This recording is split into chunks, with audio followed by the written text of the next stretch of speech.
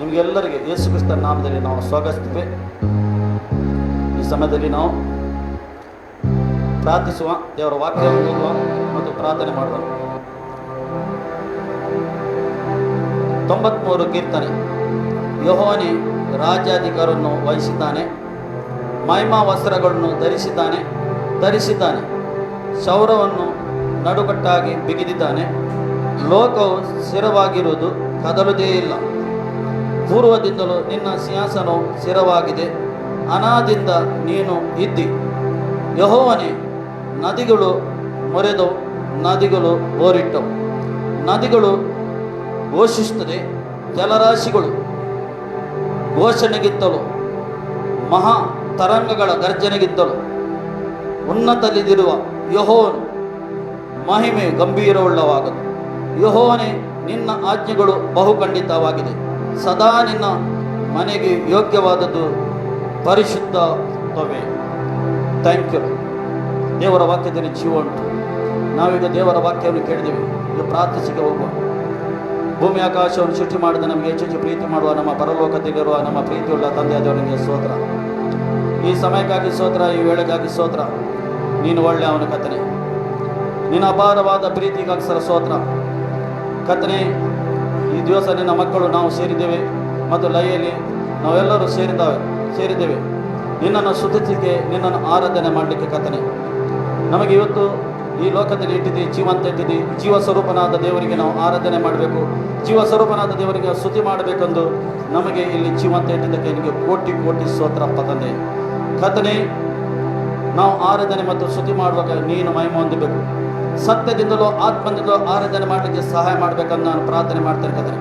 ನಿನ್ನ ಅಭಿಷೇಕದಿಂದ ನೀನು ತುಂಬಿಸು. ನಿನ್ನ ಉಪಸ್ಥಿತಿ ನಮ್ಮ ಮಧ್ಯದಲ್ಲಿ ಇದ್ದಿದ್ದಕ್ಕೆ ಸ್ತೋತ್ರ ಕರ್ತನೇ. ನೀನು ಒಳ್ಳೆಯವನಾಗಿದ್ದಿ ಕರ್ತನೇ. ನಮ್ಮ ಮಧ್ಯದಲ್ಲಿ ನೀನು ಚಲಿಸಬೇಕಂದು ನಾನು ಪ್ರಾರ್ಥನೆ ಮಾಡ್ತೇನೆ ಈ ಸಮಯದಲ್ಲಿ ಕರ್ತನೇ. ತಂದೆ, ನಿನ್ನ ಅಭಿಷೇಕ ಅನುಭವ ಮಾಡಬೇಕು ನಾವು ಎಲ್ಲರೂ ಕರ್ತನೇ. ನಿನ್ನ ಹಸ್ತವು ನಮ್ಮ ಎಲ್ಲರ ಮೇಲೆ ಹಿಡಿದು ಬರಬೇಕಂದು ನಾನು ಪ್ರಾರ್ಥನೆ ಮಾಡ್ತೇನೆ ಈ ಸಮಯದಲ್ಲಿ. ನಿನ್ನ ಪರಲೋಕವು ಇಲ್ಲಿ ಈ ಸಮಯದಲ್ಲಿ ತೆರೆದಕ್ಕೆ ಸ್ತೋತ್ರ ಕರ್ತನಿದ್ದವ. ಹಾಲೆಲೂಯಾ, ಸ್ತೋತ್ರ ನಿನಗೆ, ಸ್ತೋತ್ರ ಕರ್ತನೇ. ನೀನು ಮಾಡಿದ ಉಪಕಾರ ಒಂದನ್ನು ಮರೆಯದೆ ಎಲ್ಲ ಉಪಕಾರಕ್ಕೋಸ್ಕರ ನಿನಗೆ ಕೃತಜ್ಞತಾ ಸ್ತುತಿಯನ್ನು ನಾವು ಸಲ್ಲಿಸ್ತೇವೆ ಕರ್ತನೇ. ನಿನಗೆ ಕೃತಜ್ಞ ಸ್ತುತಿ ಕತೆ, ನಿನಗೆ ಕೃತಜ್ಞ ಸ್ತುತಿ ನಾವು ಸಲ್ಲಿಸಲಾಗಿದೆ ತಂದೆ. ದೇವ ಸ್ತೋತ್ರ ಕತೆ, ಅದ್ಭುತ ಸ್ವರೂಪನಾದ ತಂದೆ ನಿನಗೆ ಸ್ತೋತ್ರ ಅಪ್ಪ. ನಿನ್ನ ಮಕ್ಕಳು ನೀನು ಕರ ಹಿಡಿದು ನಡೆಸ್ತಾ ಇದ್ದಿ ಸ್ತೋತ್ರ. ಇದುವರೆಗೆ ನಡೆಸಿ ಇನ್ನು ಮುಂದೆ ನಡೆಸುವ ದೇವರಾಗಿದೆ ಕತನೆ ತಂದೆ. ನಿನಗೆ ಸ್ತೋತ್ರ ಕತನೆ. ನಿನ್ನ ಅಭಿಷೇಕ ಹಿಡಿದು ಬರಲಿ, ನಿನ್ನ ಶಕನ ಗುಲೋರಿ ನಮ್ಮ ಮಧ್ಯದಲ್ಲಿ ಹಿಡಿದು ಬರಲಿ ಕತನೆ. ಏಕೆಂದರೆ ಕತನೆ ನಿನ್ನನ್ನು ಆರಾಧಿಸಲಿಕ್ಕೆ ಕತನೆ ಮಕ್ಕಳಿಗೆ ಅಪ್ಪ ತಂದೆ ಸ್ತೋತ್ರ. ಸೈತಾನ ಮಾಡಿದ ಎಲ್ಲ ಪ್ಲಾನಿನ ಕೆಲಸ ಮಾಡ್ತೇವೆ. ನಿನ್ನ ಯೋಜನೆ ಆಗಬೇಕಂದು ನಾನು ಪ್ರಾರ್ಥನೆ ಮಾಡ್ತೇನೆ ಸ್ವಾಮಿ. ನೀನೇ ನಮ್ಮ ಮಧ್ಯದಲ್ಲಿ ಚಲಿಸಬೇಕಂದು ನಾನು ಪ್ರಾರ್ಥನೆ ಮಾಡ್ತೇನೆ. ನೀನು ಚಲಿಸುವ ದೇವರಾಗಿದೆ ತಂದೆಯ ಸ್ತೋತ್ರ ಕತನೆ. ತಂದೆಯನಿಗೆ ಸ್ತೋತ್ರ ಅಪ್ಪ, ನಿಗೆ ಸ್ತೋತ್ರ ಕತನೆ. ಹಾಲೆಲೂಯಾ, ರಾಜಾಧಿರಾಜನಿಗೆ ಸ್ತೋತ್ರ ಕತನೆ ಅಪ್ಪ. ತಂದೆಯನಿಗೆ ಸ್ತೋತ್ರ. ಹಾಲೆಲೂಯಾ, ಹಾಲೆಲೂಯಾ, ಹಾಲೆಲೂಯಾ. ರಾಜನಿಗೆ ಸ್ತೋತ್ರ. ಹಾಲೆಲೂಯಾ. ಲೋಕ ಸ್ಥಿರವಾಗಿದೆ, ಕದಲುವುದೇ ಇಲ್ಲ ಕತನೆ. ಹಾಲೆಲೂಯಾ. ಥ್ಯಾಂಕ್ ಯು ಲೋ, ಥ್ಯಾಂಕ್ ಯು. ನನ್ನ ಮಕ್ಕಳಿಗೆ ನಿನ್ನ ಸನ್ನಿಧಿಯಲ್ಲಿ ನೀನು ನಿಲ್ಲಿಸಿದ್ದಕ್ಕೆ ಸ್ತೋತ್ರ ಕತನೆ. ಈ ಸಮಯದಲ್ಲಿ ನಾವು ಆರಾಧನೆ ಸ್ತುತಿ ಮಾಡ್ತೇವೆ. ನಮ್ಮನ್ನು ತುಂಬಿಸು ಕತೆ, ನೀನು ನಮ್ಮನ್ನು ತುಂಬಿಸಿ ನಾನು ಪ್ರಾರ್ಥನೆ ಮಾಡ್ತೇನೆ ಯೇಸು ಕ್ರಿಸ್ತ ನಾಮ ತಂದೆ. ಆಮೇನ್, ಆಮೇನ್. ನಾವೆಲ್ಲರೂ ಸೇರಿ ಈಗ ಆರಾಧನೆ ಮಾಡುವ, ಸ್ತುತಿ ಮಾಡುವ. ಅದನ್ನು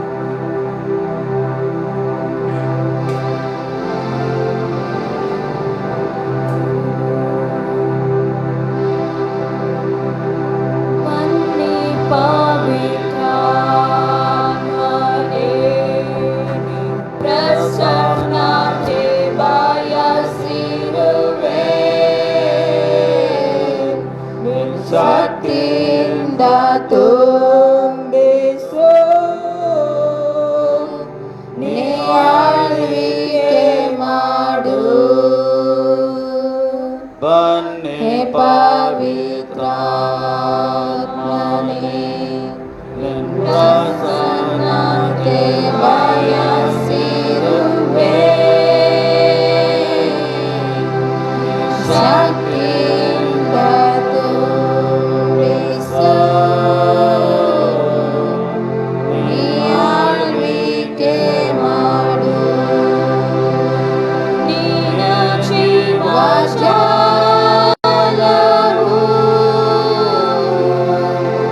ನನ್ನವನ್ನು ತೀರಿಸು. ಆಲೋಚನಕರ್ತನೇ,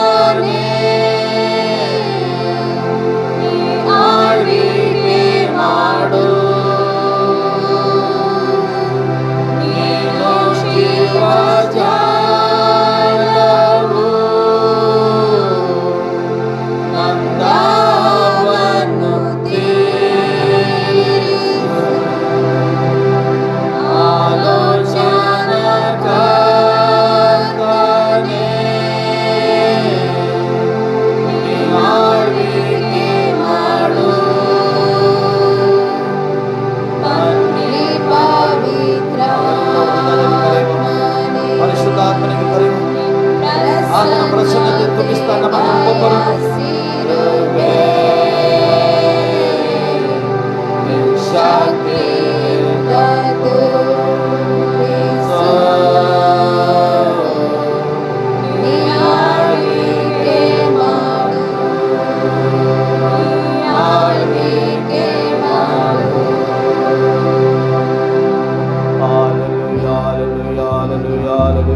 Glory, glory, glory, glory, glory, my man, glory, glory, glory, glory.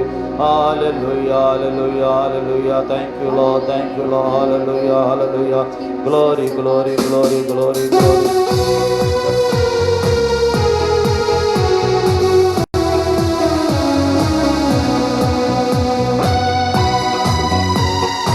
Thank you, Lord. ತಂದೆಯನಿಗೆ ಸ್ತೋತ್ರ ಕರ್ತನೇ. ನಿನ್ನ ಪ್ರಸನ್ನತೆಗಾಗಿ ಸ್ತೋತ್ರ.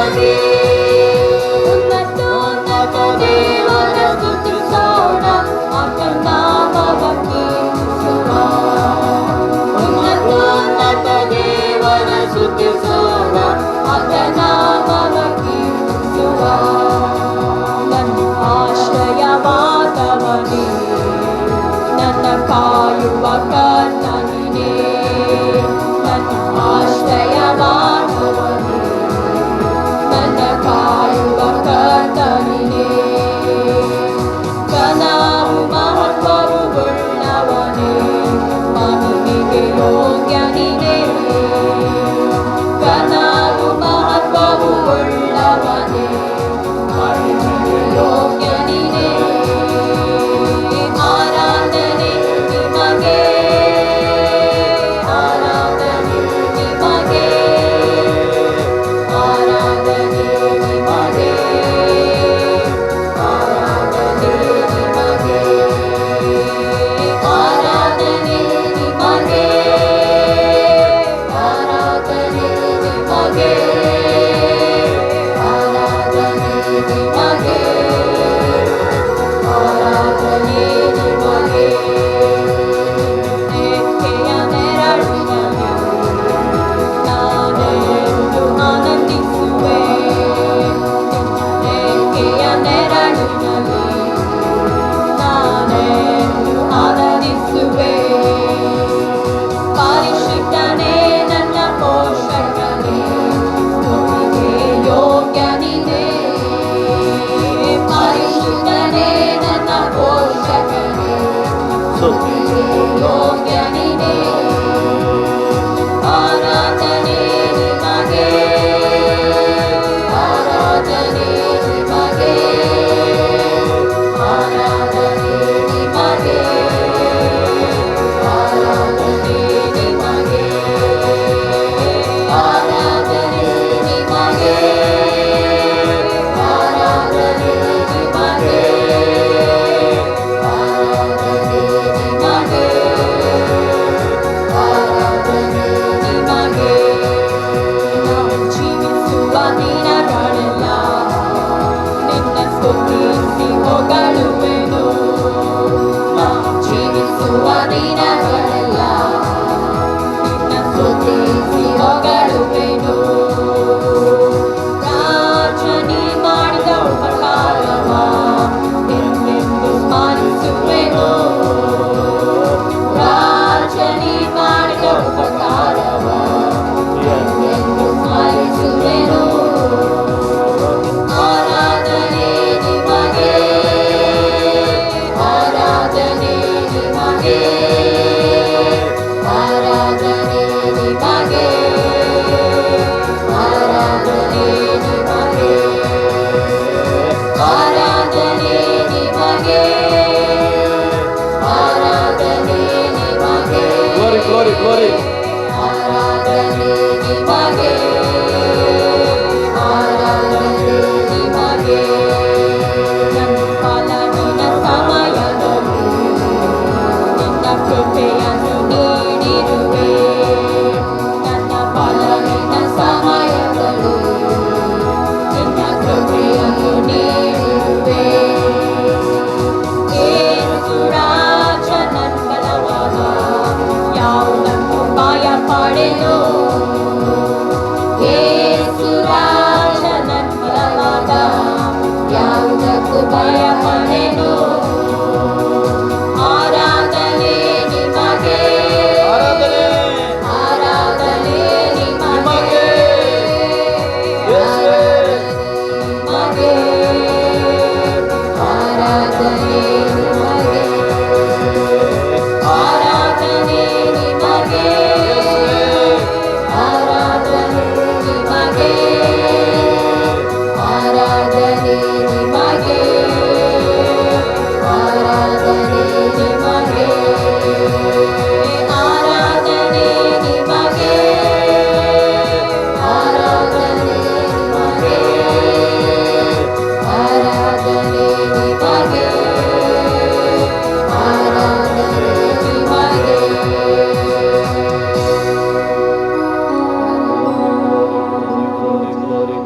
ತಂದೆ ನಿನಗೆ ಸ್ತೋತ್ರ.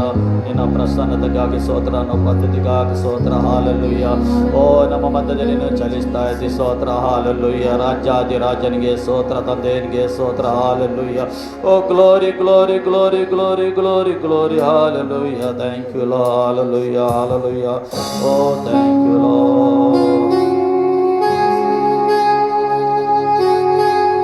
S, thank you Lord. Oh glory glory glory glory.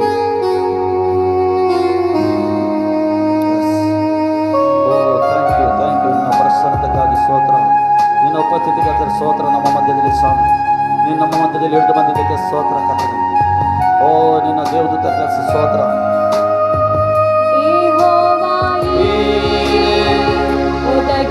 ಒದಗಿಸುವಾತನೇ ನೀ ಮಾತ್ರ ಸಾಕು ನನಗೆ. ಯೆಹೋವನ ಸೌಖ್ಯದಾಯಕ ನಿನ್ನ ಬಾಸುಂಡೆಯಿಂದ ಗುಣವಾದೆ. ಯೆಹೋವ ಶಮ್ಮ ಜೊತೆಯಲ್ಲಿರುವೆ. ನನಗೆ ಎಂದಿಗೂ ಭಯವೇ ಇಲ್ಲ. ಯೆಹೋವ ಶಮ್ಮ ಜೊತೆಯಲ್ಲಿರುವೆ. ನನಗೆ ಎಂದಿಗೂ ಭಯವೇ ಇಲ್ಲ. ನೀ ಮಾತ್ರ ಸಾಕು, ನೀ ಮಾತ್ರ ಸಾಕು, ನೀ ಮಾತ್ರ ಸಾಕು ನನಗೆ. ನೀ ಸಾಕೆ ನನಗೆ, ನೀ ಸಾಕೆ ನನಗೆ, ನೀ ಸಾಕೆ ನನಗೆ ಯೇಸುವೇ. ಯೆಹೋವ ಶಾಲೋಮ್ ನನ್ನ ಸಮಾಧಾನ. ನನಗೆ ಎಂದಿಗೂ ಚಿಂತೆ ಇಲ್ಲ. ಯೆಹೋವ ನಿಸ್ಸಿಯೇ ನನ್ನ ಜಯಧ್ವಜವು. ನನಗೆ ಎಂದಿಗೂ ಸೋಲು ಇಲ್ಲ. ಯೆಹೋವ ರೂಪ ಒಳ್ಳೆಯ ಕುರುಬ. ನನಗೆ ಎಂದಿಗೂ ಕೊರತೆ ಇಲ್ಲ. ಯೆಹೋವ ರೂಪ ಒಳ್ಳೆಯ ಕುರುಬ. ನನಗೆ ಎಂದಿಗೂ ಕೊರತೆ ಇಲ್ಲ. ನೀ ಮಾತ್ರ ಸಾಕು, ನೀ ಮಾತ್ರ ಸಾಕು, ನೀ ಮಾತ್ರ ಸಾಕು ನನಗೆ. ನೀ ಸಾಕೆ ನನಗೆ, ನೀ ಸಾಕೆ ನನಗೆ, ನೀ ಸಾಕೆ ನನಗೆ ಯೇಸುವೇ.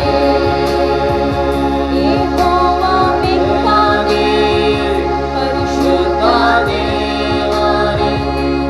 ನೀ ಮಾತ್ರ ಸಾಕು ನನಗೆ. ಯೆಹೋವ ಹೊಸೆಯು ನನ್ನನ್ನು ರೂಪಿಸುವೆ. ನೀ ಮಾತ್ರ ಸಾಕು ನನಗೆ. ಯೆಹೋವ ಎಲ್ಲವೇ, ನೀ ನನ್ನ ಕಾಯುವೆ. ನನಗೆ ಎಂದಿಗೂ ಭಯವಿಲ್ಲ. ಯೆಹೋವ ಎಲ್ಲವೇ, ನೀ ನನ್ನ ಕಾಯುವೆ.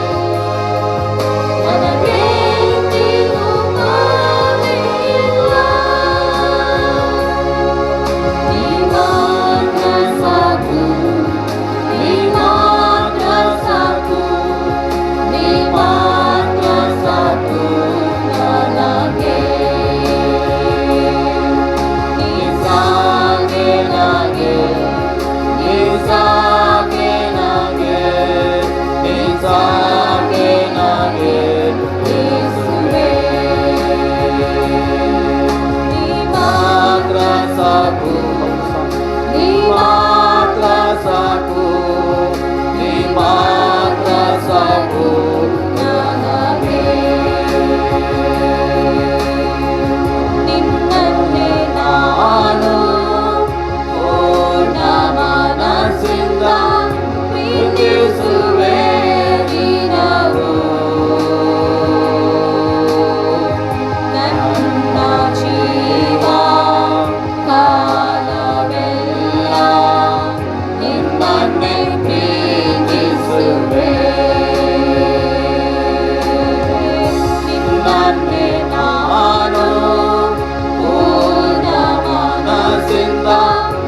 ಪ್ರೀತಿಸುವೆ ನಿಮ್ಮನೆ. ನನ್ನ ಜೀವ ಕಾಲವೆಲ್ಲ ನಿನ್ನನ್ನೇ ಪ್ರೀತಿಸುವೆ. ಹಲ್ಲೆಲೂಯಾ ಆರಾಧನೆ ಹಲ್ಲೆಲೂಯಾ ಆರಾಧನೆ ಹಲ್ಲೆಲೂಯಾ ಆರಾಧನೆ ಹಲ್ಲೆಲೂಯಾ ಆರಾಧನೆ ಸಂಜೆಯಲ್ಲಿ ಹೋರಾಟವಿದ್ದರೂ ಮುಂಜಾನೆಯ ಆನಂದವೇ. ಸಂಜೆಯಲ್ಲಿ ಹೋರಾಟವಿದ್ದರೂ ಮುಂಜಾನೆಯ ಆನಂದವೇ. ಹಿಂದಿನ ಸಂಕಷ್ಟ ನಾಳೆಯ ಹರುಷ ನಡೆಯೋದೆಲ್ಲ ಹಿಂದಕ್ಕೆ. ಹಿಂದಿನ ಸಂಕಷ್ಟ ನಾಳೆಯ ಹರುಷ ನಡೆಯೋದೆಲ್ಲ ಹಿಂದಕ್ಕೆ. ಹಲ್ಲೆಲೂಯಾ ಆರಾಧನೆ ಹಲ್ಲೆಲೂಯಾ ಆರಾಧನೆ ಹಲ್ಲೆಲೂಯಾ ಆರಾಧನೆ ಹಲ್ಲೆಲೂಯಾ ಆರಾಧನೆ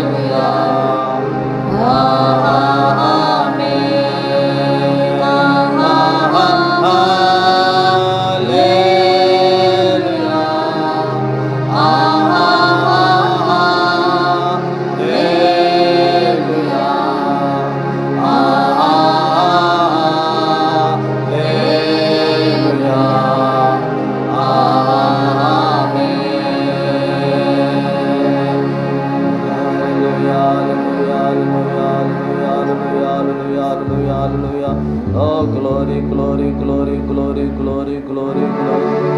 यीशु मसीह तेरे जैसा है कोई नहीं, तेरे चरणों में झुके आसमान और महिमा गाए सभी। यीशु मसीह तेरे जैसा है कोई नहीं, तेरे चरणों में झुके आसमान महिमा गाए सभी। गाए हो सना राजाओं का हे राजा, महिमा महिमा होगे सदा। है प्रभु हमारा खुदा। गाए हो सना राजाओं का हे राजा, महिमा महिमा होगे सदा। है प्रभु हमारा खुदा। मेरे पिता तूने हमसे कितना प्यार किया, हमें पापों से छुड़ाने को बेटे को कुर्बान किया। हे पिता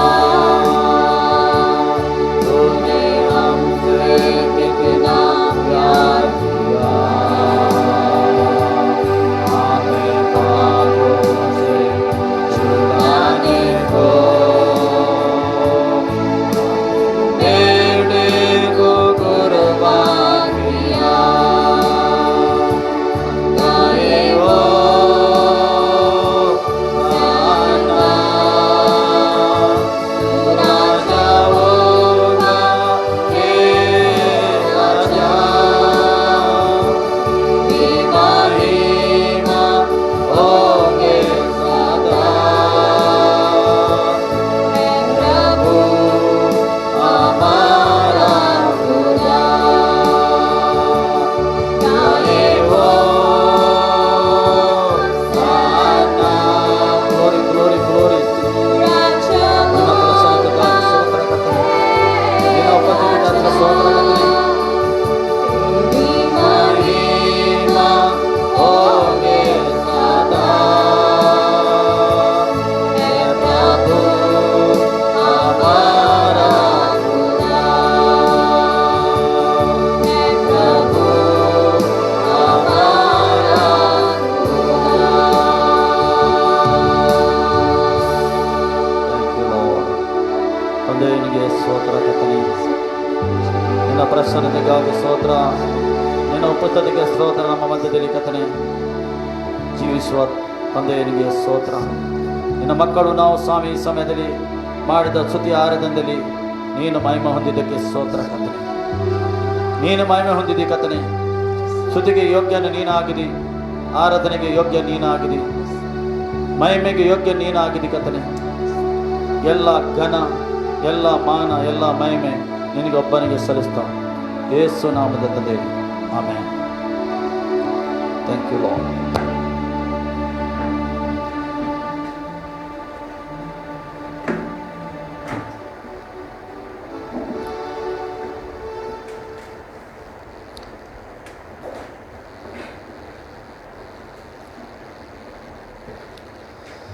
ದೇವರ ಪರಿಶುದ್ಧ ನಾಮಕ್ಕೆ ಸ್ತೋತ್ರ ಉಂಟಾಗಲಿ. ಪ್ರಿಯರೇ, ಈ ಸಮಯದಲ್ಲಿ ನಾವು ಎಲ್ಲರೂ ಸೇರಿ ತಂದೆ ದೇವರಿಗೆ ಸ್ತುತಿ ಮತ್ತು ಆರಾಧನೆಯನ್ನು ಸಲ್ಲಿಸ್ತೇವೆ. ಈ ಸಮಯದಲ್ಲಿ ನಮ್ಮ ಯಜ್ಞವು ಆತನು ಸ್ವೀಕಾರ ಮಾಡಿದ್ದಾನೆ. ಈ ಸಮಯದಲ್ಲಿ ನಾವು ದೇವರ ವಾಕ್ಯವನ್ನು ಕೇಳಲಿಕ್ಕೆ ಹೋಗ್ತೇವೆ. ದೇವರ ವಾಕ್ಯದಲ್ಲಿ ಜೀವ ಉಂಟು. ಈ ಜೀವವುಳ್ಳ ವಾಕ್ಯ ನಾವು ಕೇಳುವ ಪ್ರಿಯರೇ, ಈಗ ನಮಗೆ ದೇವರ ವಾಕ್ಯ ಸಿಗ್ತದೆ. ದೇವರಿಗೆ ಸ್ತೋತ್ರ. ಪ್ರಾರ್ಥಿಸುವ. ಪ್ರೀತಿ ಸ್ವರೂಪನಾದ ನಮಗೆ ಹೆಚ್ಚೆಚ್ಚು ಪ್ರೀತಿ ಮಾಡುವ ನಮ್ಮ ಪರಲೋಕದಲ್ಲಿರುವ ಪ್ರೀತಿಯುಳ್ಳ ತಂದೆಯಾದವನಿಗೆ ಸ್ತೋತ್ರ. ಈ ಸಮಯದಲ್ಲಿ ಕರ್ತನೇ, ನಿನ್ನನ್ನು ಸ್ತುತಿ ಮಾಡಲಿಕ್ಕೆ, ಆರಾಧನೆ ಮಾಡಲಿಕ್ಕೆ ಅವಕಾಶ ಮಾಡಿಕೊಟ್ಟಿದ್ದಕ್ಕೆ ಸ್ತೋತ್ರ ಸ್ವಾಮಿ. ತಂದೆ, ಈಗ ವಾಕ್ಯದ ಭಾಗಕ್ಕೆ ಹೋಗುವಾಗ ನೀನು ಮಾತಾಡಬೇಕು. ಪರಿಶುದ್ಧಾತ್ಮ ನೀನು ಸಹಾಯ ಮಾಡು.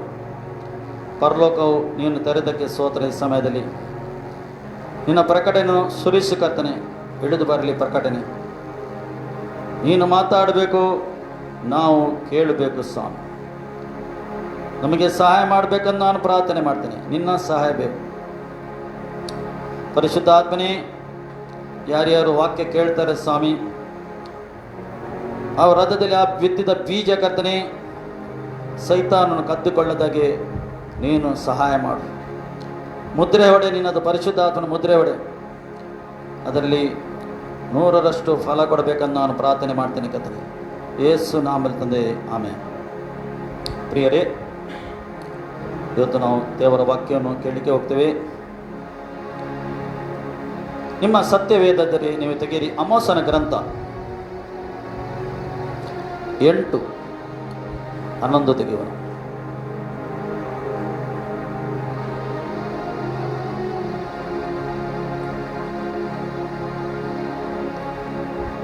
ಪ್ರಿಯರೇ, ನಾವೊಂದು ಇಂಥ ಕಾಲದಲ್ಲಿ ಇದ್ದೇವೆ ಇವತ್ತು. ನಿಮಗೆ ಹೊರಗೆ ನೋಡುವಾಗ ಒಳ್ಳೆಯ ವಾತಾವರಣ ಉಂಟು, ಬಿಸಿಲುಂಟು, ಮಳೆ ಉಂಟು, ಇಲ್ಲಿ ಉಂಟು, ದೇವರ ಕೃಪೆ ಉಂಟು. ಆದರೆ ನೀವು ದೂರದ ದೇಶಕ್ಕೆ ದೃಷ್ಟಿ ಹಾಕಿದರೆ ಅಲ್ಲಿ ಅವರಿಗೆ ಎಷ್ಟು ಜನ ಜೀವಿಸ್ತಿಲ್ಲ ಇವತ್ತು. ನಿನ್ನೆ ಇದ್ದರು ಇವತ್ತಿಲ್ಲ, ಮೊನ್ನೆ ಇದ್ದರು ಇವತ್ತಿಲ್ಲ, ಮನೆ ಇಲ್ಲ, ಮಟ್ಟಿಲ್ಲ, ಏನಿಲ್ಲ ಅವರಿಗೆ. ಈ ಲೋಕ ಬಿಟ್ಟು ಹೋಗಿದ್ದಾರೆ, ಮನೆ ಮಟ್ಟು ಇಲ್ಲ ಅವ್ರದ್ದು, ಏನಿಲ್ಲ, ಎಲ್ಲ ಕಳ್ಕೊಂಡಿದ್ದಾರೆ. ಆದರೆ ನಮಗೆ ದೇವರು ಜೀವಂತ ಇಟ್ಟಿದ್ದಾನೆ. ಸ್ತೋತ್ರ. ಏಕೆ ಇಟ್ಟಿದ್ದಾನೆ? ದೇವರ ವಾಕ್ಯವನ್ನು ಕೇಳಲಿಕ್ಕೆ ಇಟ್ಟಿದ್ದಾನೆ. ಇವತ್ತು ನಾಳೆ ಏನಾಗ್ತದೆ ಗೊತ್ತಿಲ್ಲ. ನಾವೊಂದು ವಾಕ್ಯವು 11 ಆಮೋಸ 11:8 ಕರ್ತನಾದ ಯೋನು ಇಂತೆಂದುತ್ತಾನೆ, ಆಹಾ, ನಾನು ದೇಶ ಕ್ಷಾಮವನ್ನು ಉಂಟು ಮಾಡುವ ದಿನಗಳು ಬರುತ್ತವೆ. ಅದು ಅನ್ನದ ಕ್ಷಾಮವಲ್ಲ, ಅದು ಅನ್ನದ ಕ್ಷಾಮವಲ್ಲ, ನೀರಿನ ಕ್ಷಾಮವಲ್ಲ, ಯೆಹೋವನ ವಾಕ್ಯಗಳ ಕ್ಷಾಮವೇ. ಏನು ಹೇಳಿದೆ? ಅನ್ನದ ಕ್ಷಾಮ ಎಂದು ಹೇಳಿದನ, ನೀರಿನ ಕ್ಷಾಮ ಎಂದು ಹೇಳಿದನ, ಯೆಹೋವನ ವಾಕ್ಯದ ಕ್ಷಾಮ ಬರ್ತದೆ. ನಿಮಗೆ ಇವತ್ತು ನಾನು ಬಿಡಿಸಿ ಹೇಳ್ತೇನೆ, ಅರ್ಥ ಆಗ್ಬಹುದು. ಹೇಗೆಂದರೆ ಇವತ್ತು ದೇವರ ವಾಕ್ಯ ಸಿಗುತ್ತದೆ, ಮಾನವನು ಕೇಳಲಿಕ್ಕೆ ಸಿದ್ಧ ಇಲ್ಲ. ಏಕೆಂದರೆ ಇಂಥ ಒಂದು ಪರಿಸ್ಥಿತಿಯಲ್ಲಿ ಇವತ್ತು ಮಾನವನು ಇದ್ದಾನೆ, ಇವತ್ತು ವಿಶ್ವಾಸಿಗಳು ಇದ್ದಾರೆ, ಸುಸ್ತಾಗಿದ್ದಾರೆ. ಒಳಗೆಂದು ಸುಸ್ತಿ, ಆಲಸ್ಯದಲ್ಲಿ ಬಿದ್ದಿದ್ದಾರೆ. ಈ ಆಲಸ್ಯದಿಂದ ಹೇಗೆ ಹೊರಗೆ ಬರಬೇಕೆಂದು ದೇವರ ಹತ್ರ ಅವರು ಪ್ರಾರ್ಥನೆ ಮಾಡುವುದಿಲ್ಲ. ಪ್ರಿಯರೇ, ಖಂಡಿತವಾಗಿ ನೀವು ದೇವರ ಸನ್ನಿಧಿಗೆ ಒಂದು ಮೊಣಕಾಲು ಊರಿ ಕೂಗಿ ಪ್ರಾರ್ಥನೆ ಮಾಡಿದರೆ, ಸ್ವಾಮಿ ನನಗೆ ತುಂಬ ಆಲಸ್ಯ, ತುಂಬ ಜಡ ಉಂಟು ಒಳಗೆ, ನನಗೆ ಪ್ರಾರ್ಥನೆ ಮಾಡಲಿಕ್ಕೆ ಆಗುವುದಿಲ್ಲ, ವಾಕ್ಯ ಕೇಳ್ತೇನೆ ಸ್ವಲ್ಪ ಸಮಯ ಮಾತ್ರ, ಮತ್ತು ಎಲ್ಲಿ ಹೋಗ್ತದೆ ಗೊತ್ತಿಲ್ಲ, ಮತ್ತು ವಾಕ್ಯದ ಬಗ್ಗೆ ನಡೆಯಲಿಕ್ಕೆ ಆಗುವುದಿಲ್ಲ. ಏನು ಸ್ವಾಮಿ, ನನ್ನನ್ನು ನಿನ್ನ ಸನ್ನಿಧಿಗೆ ನಾನು ಬಂದು ಬೇಡುವಾಗ ನನಗೆ ಸರಿಪಡಿಸು, ನಾನು ವಾಕ್ಯದಲ್ಲಿ ಬೆಳೆಯಬೇಕು, ಯೇಸುವಿನ ಹತ್ತಿರ ಇನ್ನೂ ಬರಬೇಕು ಎಂದು ಗೋಲಾಡಿ, ಒಂದು ಮಗು ಹೇಗೆ ಬಂದು ಬಾಯಿ ಬರದ ಮಗು, ಈಗ ಬಾಯಿ ಸರಿ ಮಾತಾಡಲಿಕ್ಕೆ ಬರದು, ಹೇಗೆ ಅದು ಕೂಗಿ ಅದಕ್ಕೆ ಹಸಿವೆ ಆದರೆ ಬೇಳ್ತದೆ, ಆ ಪ್ರಕಾರ ನಾವು ಬೇಡಿದರೆ ಮಾತ್ರ ದೇವರು ನಿಮ್ಮನ್ನು ತುಂಬಿಸ್ತಾನೆ, ಇಲ್ಲದೆ ತುಂಬಿಸುವುದಿಲ್ಲ. ನೀವು ಬೇಕಾ ನಿಮ್ಮನ್ನು ಪರೀಕ್ಷೆ ಮಾಡಿ, ನನ್ನನ್ನು ನಾನು ಪರೀಕ್ಷೆ ಮಾಡ್ತಾ ಇದ್ದೇನೆ, ನಿಮ್ಮನ್ನು ನೀವು ಪರೀಕ್ಷೆ ಮಾಡಿ. ಹೇಗಿದ್ದೆ ನಮ್ಮ ಜೀವಿತ? ನಮ್ಮ ಜೀವಿತದಲ್ಲಿ ವಾಕ್ಯ ಉಂಟಾ? ಪ್ರಾರ್ಥನೆ ಉಂಟಾ? ನಮ್ಮ ಜೀವಿತದಲ್ಲಿ ವಾಕ್ಯ ನಮ್ಮ ಜೀವಿತದಲ್ಲಿ ಕಾರ್ಯ ಮಾಡ್ತದ? ನಮ್ಮನ್ನು ನಾವು ಪರೀಕ್ಷೆ ಮಾಡುವ, ಇತರರನ್ನು ಬೇಡ ನಾವು ಪರೀಕ್ಷೆ ಮಾಡೋದು. ನೋಡಿ, ಈ ಶ್ಯಾಮ ಯಾವಾಗ ಶುರು ಆಗಿದೆ? ಒಂದು 40 ವರ್ಷ, ಈಗ 20ರಲ್ಲಿ ಇದ್ದೇವೆ, ಒಂದು 40 ವರ್ಷ ಆಯಿತು, 50 ವರ್ಷ ಆದರೂ ಈ ಶ್ಯಾಮ ಶುರು ಆಗಿದೆ ಆಲ್ರೆಡಿ. ಹೇಗೆಂದು ನೀವು ಹೇಳಬಹುದು. ಏಕೆಂದರೆ ದೇವರ ಮಕ್ಕಳಿಗೆ ಸರಿಯಾಗಿ ವಾಕ್ಯ ಬಿಡಿಸಿ ಸತ್ಯವಾಕ್ಯ ಸಭೆಯಲ್ಲಿ ಸಿಗುವುದಿಲ್ಲ. ಕೆಲವರು ಎಣ್ಣೆ ಮಾರುವುದು, ಎಣ್ಣೆ ಇಷ್ಟು ಹಣದಲ್ಲಿ ಇಷ್ಟು ಎಣ್ಣೆ, ಅವನು ಎಣ್ಣೆಯ ಮೇಲೆ ವಿಶ್ವಾಸ ಇಡ್ತಾನೆ, ವಾಕ್ಯದ ಮೇಲೆ ವಿಶ್ವಾಸ ಇಡುವುದಿಲ್ಲ. ಕೆಲವರು ನೀರು ಮಾರ್ತಾರೆ, ನಿಮ್ಗೆ ಗೊತ್ತಿರಬಹುದು, ನೀರು ಮಾರ್ತಾರೆ ಸಭೆಯಲ್ಲಿ. ಅಲ್ಲಿ ನೀರು ಮಾತ್ರ ಕೊಂಡೋಗ್ತಾರೆ, ಅವರು ಅಪ್ಲೈ ಮಾಡ್ತಾರೆ ಅಷ್ಟೇ, ಅವರಿಗೆ ವಾಕ್ಯದ ಮೇಲೆ ವಿಶ್ವಾಸ ಇಲ್ಲ. ಕೆಲವರು ಹೀಗೆ ವಾಕ್ಯ ಸಿಗ್ತದೆ ಅವರಿಗೆ, ನೀನು ಇಷ್ಟು ಕೊಟ್ಟರೆ ನಿನಗೆ ಇಷ್ಟು ಸಿಗ್ತದೆ. ಕೆಲವರಿಗೆ ಈ ರೀತಿ ವಾಕ್ಯ ಸಿಗ್ತದೆ, ನಿನಗೆ ಗಾಡಿ ಬರ್ತದೆ, ನಿನಗೆ ದೊಡ್ಡ ಮನೆ ಬರ್ತದೆ, ನಿನಗೆ ಆಸ್ತಿ ಬರ್ತದೆ, ಅದರ ಮೇಲೆ ವಿಶ್ವಾಸ ಇಡ್ತಾರೆ. ವಾಕ್ಯ ಬಿಡಿಸಿ ಹೇಳುವುದಿಲ್ಲ. ವಾಕ್ಯ ಏನು ಹೇಳ್ತದೆ, ಈ ಕಾಲ ಯಾವುದು, ಇನ್ನು ಬರುವ ಕಾಲ ಯಾವುದು ಎಂದು ಬಿಡಿಸಿ ಹೇಳುವುದಿಲ್ಲ. ಶ್ಯಾಮ ಶುರು ಆಗಿದೆ, ಆಲ್ರೆಡಿ ನಡೆಯುತ್ತಾ ಉಂಟು. ಪಾಪ ಮಾಡಿದರೂ ಯೇಸು ನಿನಗೆ ಶ್ರಮಿಸ್ತಾನೆ. ಖಂಡಿತವಾಗಿ ಯೇಸು ಶ್ರಮಿಸಿದ್ದಾನೆ, ಆಲ್ರೆಡಿ ಶ್ರಮಿಸಿದ್ದಾನೆ. ಈಗ ನಮ್ಮ ಜೀವಿತ ಹೇಗೆ ಉಂಟು? ನಮ್ಮ ರೈಟ್ ನಾವು ಜೀವಿತ ಹೇಗೆ ಉಂಟು? ನಿಮ್ಮದಾಗಲಿ ನನ್ನದಾಗಲಿ ಹೇಗೆ ಉಂಟು? ನನ್ನ ಹತ್ರ ಒಂದು ದಾಹ ಉಂಟಾ? ನನ್ನ ವಾಕ್ಯ ಕೇಳುವ ದಾಹ ಉಂಟಾ? ಪ್ರಾರ್ಥನೆ ಮಾಡುವ ಒಂದು ದಾಹ ಉಂಟಾ? ನಮ್ಮನ್ನು ನಾವು ಪರೀಕ್ಷೆ ಮಾಡುವ, ಇತರನ್ನು ಬೇಡ ಪರೀಕ್ಷೆ ಮಾಡುವುದು. ಒಂದೊಳ್ಳೆ ಪರೀಕ್ಷೆ ಮಾಡುವಾಗ ನಿಮಗೆ ಗೊತ್ತಾಗ್ತದೆ, ನಮಗೆ ಗೊತ್ತಾಗ್ತದೆ ನಾವು ಯಾವ ಕಾಲದಲ್ಲಿ ಇದ್ದೇವೆ. ಒಂದು ಇಂಟ್ರೆಸ್ಟ್ ಇಲ್ಲ, ವಾಕ್ಯ ಕೇಳಲಿಕ್ಕೆ ಇಂಟ್ರೆಸ್ಟ್ ಇಲ್ಲ. ಇಲ್ಲದ್ರೆ ನಾವು ಈ ರೀತಿ ನಡೀತೇವೆ. ಧರ್ಮದವರು, ಧರ್ಮ ಸಭೆ ಏನು ಮಾಡ್ತದೆ? ಬರುವುದು ಸಭೆಗೆ ಇಲ್ಲದೆ ಏನಾಗ್ತದೆ ಏನೋ ಒಂದು ಮನಸ್ಸಲ್ಲಿ ಯೋಚನೆ, ಇಲ್ಲದೆ ಏನಾಗ್ತದೆ ಏನೋ, ಬರುವುದು ಮತ್ತು ಹೋಗುವುದು. ಇದು ಕೂಡ ಒಂದು ಸಾಮ್ಯ. ಏಕೆಂದರೆ ಇದರಲ್ಲಿ ಮಾನವನು ಬೆಳೆಯುವುದಿಲ್ಲ. ಇದು ಅವನು ಏನು ಮಾಡ್ತಾನೆ? ಬರ್ತಾನೆ, ವಾಕ್ಯ ಕೇಳ್ತಾನೆ, ಹೋಗುತ್ತಾನೆ. ಅವನು ಹೇಗೆ ಕೇಳ್ತಾನೆ? ಜ್ಞಾನದಿಂದ ವಾಕ್ಯ ಕೇಳ್ತಾನೆ, ಮತ್ತು ಹೋದ ನಂತರ ಇಲ್ಲ, ಅವನ ಹತ್ರ ಏನಿಲ್ಲ. ಅವನ ಜೀವಿತ ಒಂದು ಡ್ರೈನೆಸ್ ಜೀವಿತ, ಒಳಗಿಂದ ವಾಕ್ಯ ಇಲ್ಲದ ಜೀವಿತ, ಅದು ಒಣಗಿದ ಜೀವಿತವಾಗಿದೆ. ಅದಕ್ಕೆ ಸಹ ಇವತ್ತು ನಾವು ನೋಡ್ತೇವೆ, ಸಭೆ ಈ ರೀತಿ ಉಂಟು.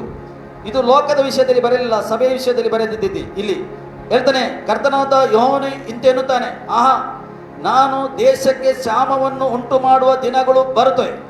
ಅದು ಅನ್ನದ ಕ್ಷಾಮವಲ್ಲ ಹೇಳ್ತಾನೆ.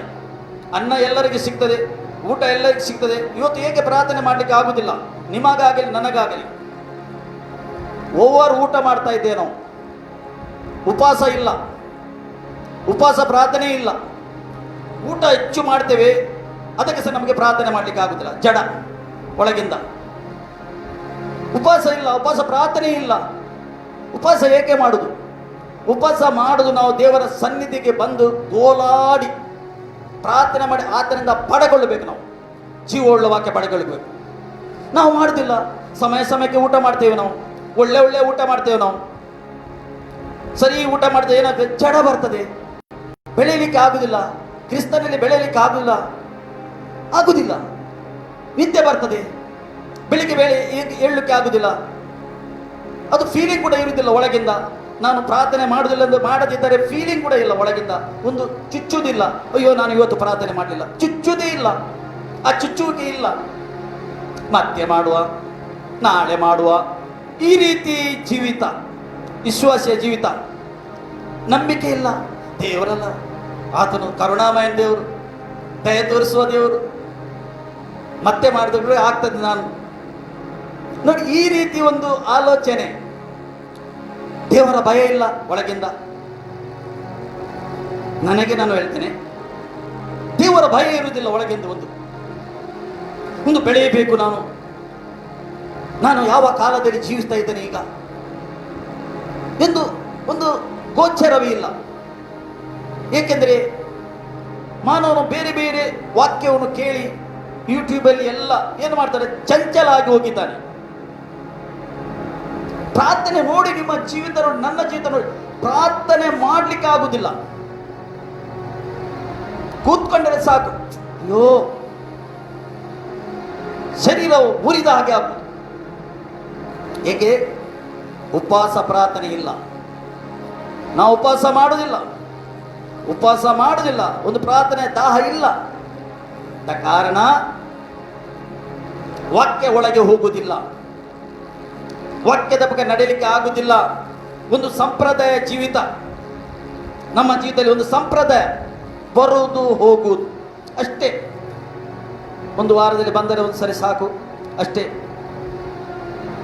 ಅದರಲ್ಲಿ ದೇವರು ಸಂತೋಷ ಪಡುವುದಿಲ್ಲ. ನಿಮಗೆ ಸತ್ಯವಾಗಿ ನಾನು ಹೇಳ್ತೇನೆ,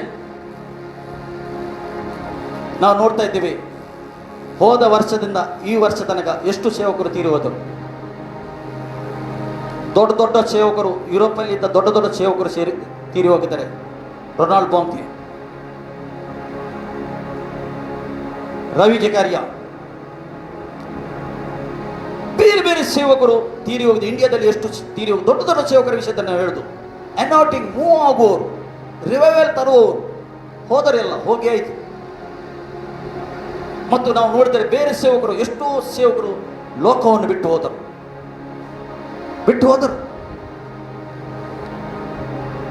ನಾವು ಇಲ್ಲಿ ನೋಡ್ತೀವಿ, ಇಲ್ಲಿ ಅನ್ನದ ಕ್ಷಾಮ, ನೀರಿನ ಕ್ಷಾಮ ಅಲ್ಲ, ಯೆಹೋವನ ವಾಕ್ಯದ ಕ್ಷಾಮ. ವಾಕ್ಯ ಅರ್ಥ ಮಾಡಿಕೊಳ್ಳಿ. ನಾವು 5ನೇ ಆದಿಕಾಂಡ 5 ಓದಿದರೆ ನಮಗೆ ಗೊತ್ತಾಗ್ತದೆ.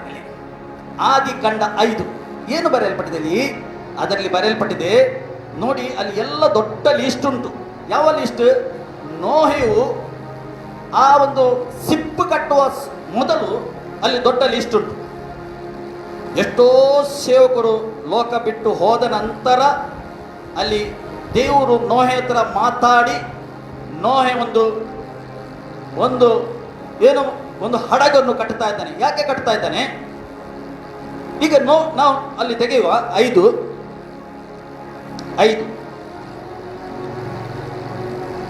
ದೊಡ್ಡ ದೊಡ್ಡ ಲಿಸ್ಟ್ ಉಂಟು. ಮೊದಲಿನ ಜನರು 900 ವರ್ಷ ಬದುಕುತ್ತಿದ್ದರು, 700 ವರ್ಷ 800 ವರ್ಷ ಬದುಕುತ್ತಿದ್ದರು. ನೋಡಿ, ನಾನು ಕೊನೆಯ ಭಾಗ ನಿಮಗೆ ಬಿಡಿಸ್ತೇನೆ. ನಾನು 20 ಮೆತೆಚಲನು ಯಾರಾಗಿದ್ದಾನೆ? ಮೆತೆಚಲನು ನೋಹನ ಅಜ್ಜ ಆಗಿದ್ದಾನೆ. ಇಲ್ಲಿ ಮುಂದೆ ಹೋದರೂ ತುಂಬಾ ಲಿಸ್ಟ್ ಉಂಟು. ಅವರೆಲ್ಲ ಲೋಕ ಬಿಟ್ಟು ಹೋದರು, ಅದರಲ್ಲಿ ಯೋನಕನು ಕೂಡ ಇದ್ದಾನೆ. ಎಲ್ಲ ಅದು ಸೇವಕರು, ಇವರು ಎಲ್ಲ ಸೇವಕರು. ಅದಕ್ಕೆ ಸರಿ ಇಲ್ಲಿ ಹೆಸರು ಬರೆಯಲ್ಪಟ್ಟಿದೆ. ಇವರೆಲ್ಲ ಸೇವಕರು. ಈಗ ಈ ಜಗತ್ತು ಮುಳುಗುವ ಮೊದಲು ಈ ಸೇವಕರು ಬಿಟ್ಟು ಹೋದರು, ಲೋಕವನ್ನು ಬಿಟ್ಟು ಹೋದರು. ಈ ಜಗತ್ತು ಮುಳುಗುವ ಮೊದಲು ನೋಹನ ಕಾಲದಲ್ಲಿ. ಈಗ ಮಧ್ಯಚಲನು ಯಾರಾಗಿದ್ದಾನೆ? ನೋವನ ಅಜ್ಜನಾಗಿದ್ದಾನೆ. ಈಗ ಲೇಮನು ಯಾರಾಗಿದ್ದಾನೆ?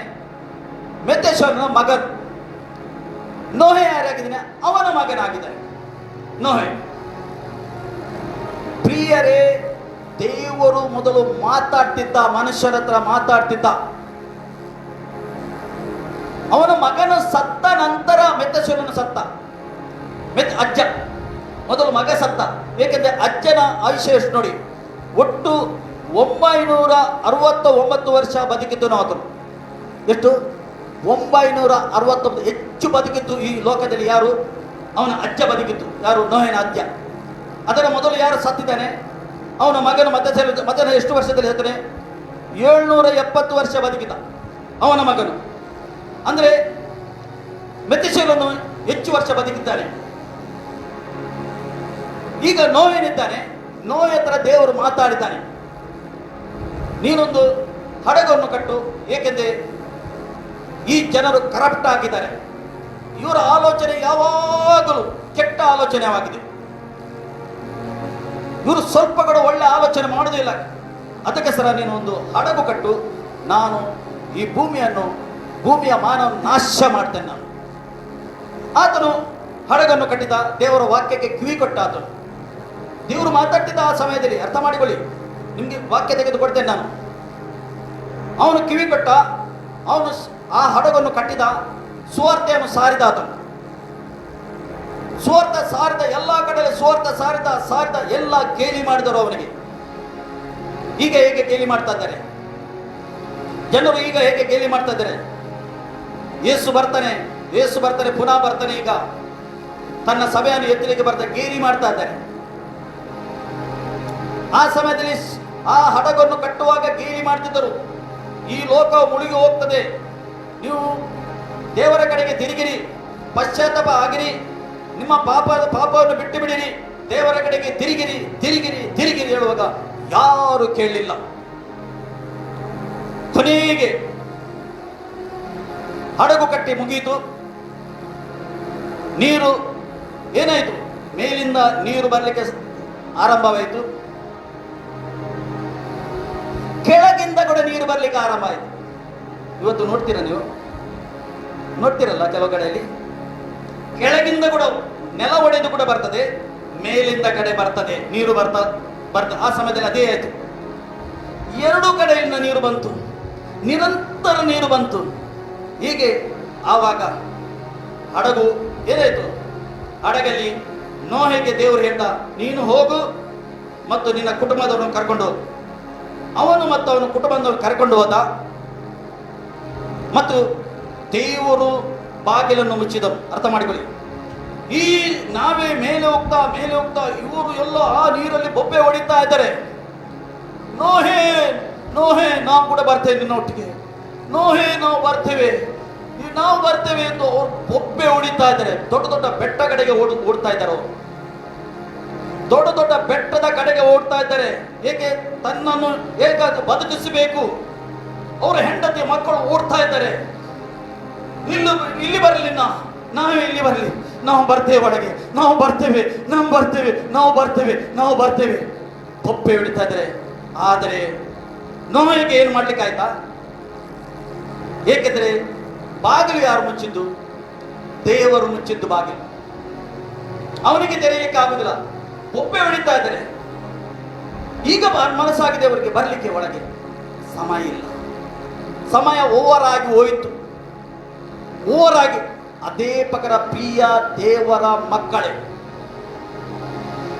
ಸಮಯ ಆಗ್ತಾ ಬರ್ತಾ ಉಂಟು, ಸಮಯ. ಈಗ ನಿಮಗೆ ಕೇಳಲಿಕ್ಕೆ ಜನರಿಗೆ, ಇವರು ಯಾವಾಗಿಂದ ಬೋಧನೆ ಮಾಡ್ತಾರೆ ಇದು?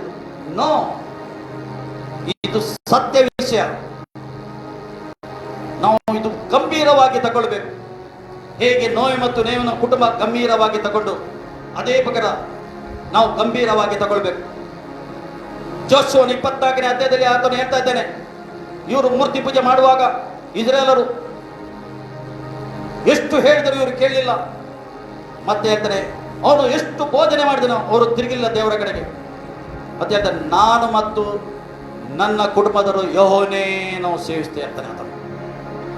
ನಾನು ಮತ್ತು ನನ್ನ ಕುಟುಂಬದವರು, ನೀವು ಬೇಕಾದರೆ ಮೂರ್ತಿ ಪೂಜೆ ಮಾಡಿ, ನೀವು ಅನ್ಯ ದೇವರಿಗೆ ಆರಾಧನೆ ಮಾಡಿ, ಆದರೆ ನಾನು ಮತ್ತು ನನ್ನ ಕುಟುಂಬವು ಯೆಹೋವನನ್ನೇ ಸೇವಿಸರಾಗಿದೆ. ಜೋಶುವನು ಹೇಳ್ತಾ ಇದ್ದಾನೆ. ಏಕೆಂದ್ರೆ ಅವನಲ್ಲಿ ಒಂದು ಜವಾಬ್ದಾರಿ ಇತ್ತು ಮತ್ತು ಅವನಿಗೆ ಒಂದು ಗುರಿ ಇತ್ತು. ಅದೇ ಪ್ರಕಾರ ಇವತ್ತು ಕ್ರಿಸ್ತನು ಬರ್ತಾನೆ ಹೇಳುವಾಗ ನಾವು ಗಂಭೀರವಾಗುವುದಿಲ್ಲ ಆದರೆ, ಸಭೆ ಎತ್ತಿಗೆ ಆತನು ಬರ್ತಾನೆ ಗಂಭೀರವಾಗುವುದಿಲ್ಲ ಆದರೆ, ಮತ್ತು ನಮ್ಮ ಜೀವಿತ ಇಲ್ಲದಿದ್ದರೆ, ವೆರಿ ಇಂಪಾರ್ಟೆಂಟ್, ಒಬ್ಬ ವ್ಯಕ್ತಿಯ ಜೀವಿತ ಬದಲಾಗಬೇಕು. ಅವನ ಒಳಗಿದ್ದ ಅಭ್ಯಾಸ ಬದಲಾಗಬೇಕು. ಹಳೆಯ ಅಭ್ಯಾಸದಿಂದ ಅವನು ಬದಲಾಗಿದ್ದಾನ, ನಮ್ಮನ್ನು ನಾವು ಪರೀಕ್ಷೆ ಮಾಡಬೇಕು. ಆಗದಿದ್ದರೆ ದೇವರ ಸನ್ನಿಧಿಗೆ ಬರಬೇಕು, ಉಪವಾಸ ಹಾಕಬೇಕು. ಈಗ ಸಮಯ ಉಂಟು, ಉಪವಾಸ ಆಗುವ ಸಮಯ ಉಂಟು. ಈಗ ಉಪವಾಸ ಆಗ್ಬೋದು, ದೇವರ ಸನ್ನಿಧಿಗೆ ಬರಲಿಕ್ಕೆ ಅವಕಾಶ ಉಂಟು. ಮತ್ತೆ ಇಲ್ಲ, ಗೋಳಾಡಿ ಕಣ್ಣೀರು ಹಾಕಿ, ಸ್ವಾಮಿ ನನಗೆ ಏಕೆ ಈ ರೀತಿ ಆಗ್ತಾ ಉಂಟು, ನಾನು ಏಕೆ ಒಣಗಿ ಹೋಗಿದ್ದೇನೆ ಒಳಗಿಂದ. ಈಗ ಅವಕಾಶ ಉಂಟು, ಮತ್ತೆ ಇಲ್ಲ ಅವಕಾಶ. ಅದಕ್ಕೆ ನಮ್ಮ ಜೀವಿತ ಬದಲಾಗಬೇಕು. ವಾಕ್ಯ ಕೇಳ್ದಂದ ಏನಾಗುದಿಲ್ಲ, ಅದು ಅಪ್ಲೈ ಮಾಡಬೇಕು ಒಳಗಿಂದ. ನಮ್ಮ ಅಪ್ಲೈ ಮಾಡಿ ನಮ್ಮ ಜೀವಿತ ನಾವು ಬದಲಾಗಬೇಕು. ಜೀವಿತ ಬದಲಾದರೆ ಮಾತ್ರ, ಇಲ್ಲದರೆ ಇಲ್ಲ. ಕೇಳುದು ಹೋಗುದು ಆಗ್ತದೆ, ಆ ರೀತಿ ಆಗುದಿಲ್ಲ. ದೇವರು ಮಾತಾಡ್ತಾನೆ, ಅರ್ಥ ಮಾಡಿಕೊಳ್ಳಿರಿ. ದೇವರು ಮಾತಾಡುವ ದೇವರಾಗಿದ್ದಾನೆ. ಒಂದು ವಾಕ್ಯವನ್ನು ತೆಗೆಯುವ ನಾವು, ವಿಮೋಚನ ಕಂಡ. ನೋಡಿ ದೇವರು ಹೇಗೆ ಮಾತಾಡ್ತಾನೆ ನೋಡುವ ನಾವು. 3 ವಿಮೋಚನ 3 ವಿಮೋಚನ ಕಂಡ 3ರಲ್ಲಿ 8 ಓದುವ ನಾವು.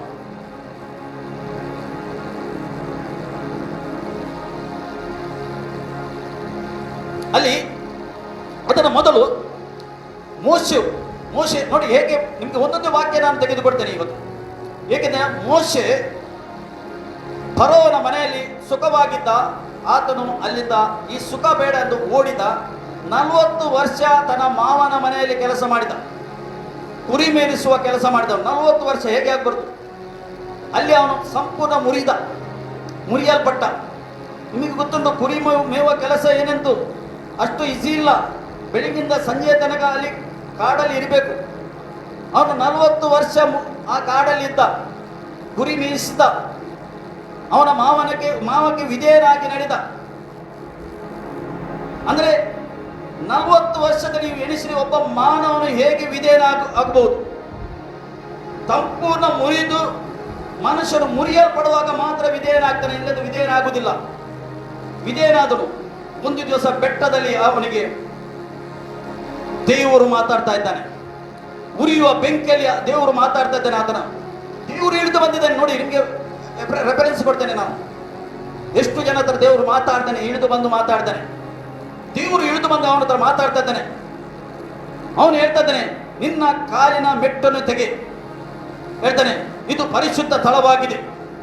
ಅಲ್ಲಿ 8 ಏನ್ ಹೇಳ್ತದೆ, ಅಲ್ಲಿ 8 ಆದ ಕಾರಣ ಅವರನ್ನು ಐಗುಪ್ತರ ಕೈಯೊಳಗಿಂದ 6 ಅಲ್ಲಿ 6 ನಾನು ನಿನ್ನ ತಂದೆಯ ದೇವರು. ನೋಡಿ, ಇದು ಅರ್ಥ ಮಾಡಿಕೊಳ್ಳಿ. ನಾನು ನಿನ್ನ ತಂದೆಯ ದೇವರು ಹೇಳ್ತಾನೆ ಅಲ್ಲಿ. ಅಬ್ರಾಮನ ದೇವರು, ಇಸಾಕನ ದೇವರು, ಯಾಕೋಬನ ದೇವರು ಅಂದಾಗ ಮೋಶೆ ದೇವರನ್ನು ನೋಡುವುದಕ್ಕೆ ಭಯಪಟ್ಟು ಮುಖವನ್ನು ಮುಚ್ಚಿಕೊಂಡ. ಏಕೆ ಅಬ್ರಾಮನ ದೇವರು, ಇಸಾಕನ ದೇವರು, ಯಾಕೋಬನ ದೇವರು ಏಕೆ ದೇವರು ಈ ರೀತಿ ಮಾತಾಡ್ತಾನೆ? ಇಲ್ಲದೆ ನಾವು ಅರ್ಥದ, ಏಕೆಂದ್ರೆ ಅಬ್ರಾಮನ ಹತ್ರ ದೇವರು ಮಾತಾಡ್ತಿದ್ದ. ದೇವರು ಇಳಿದು ಬಂದು ಅಬ್ರಾಮನ ಹತ್ರ ಮಾತಾಡ್ತಿದ್ದ. ದೇವರು ಇಳಿದು ಬಂದು ಇಸಾಕನ ಹತ್ರ ಮಾತಾಡ್ತಿದ್ದ. ದೇವರು ಇಳಿದು ಬಂದು ಯಾಕೋಬನ ಹತ್ರ ಮಾತಾಡ್ತಿದ್ದ ದೇವರು. ಆದ ಕಾರಣ ನಾನು ಅಬ್ರಾಮನ ದೇವರು ಅಂದ್ರೆ ನಿನ್ನ ತಂದೆ, ನಿನ್ನ ಆ ಅಜ್ಜನ ಹತ್ರ ಮಾತಾಡಿದ ದೇವರು ನಾನು. ಇಸಾಕನ ಅವನ ಹತ್ರ ಮಾತಾಡಿದ ನಾನು ದೇವರು. ಯಾಕೋಬನ ದೇವರು ಎಂದು ನೆನಪಿಗೆ ತರ್ತಾನೆ ದೇವರು. ಅಂದ್ರೆ ದೇವರು ಇಳಿದು ಬಂದು ಅಲ್ಲಿ ಮಾತಾಡಿದಾನೆ, ಅವರ ಹತ್ರ ಮಾತಾಡಿದಾನೆ. 15 ದೇವರು ಮೋಶೆಗೆ ಮತ್ತು ಹೇಳಿದೇನೆಂದರೆ, ನೀನು ಇಸ್ರಾಯೇಲರಿಗೆ ನಮ್ಮ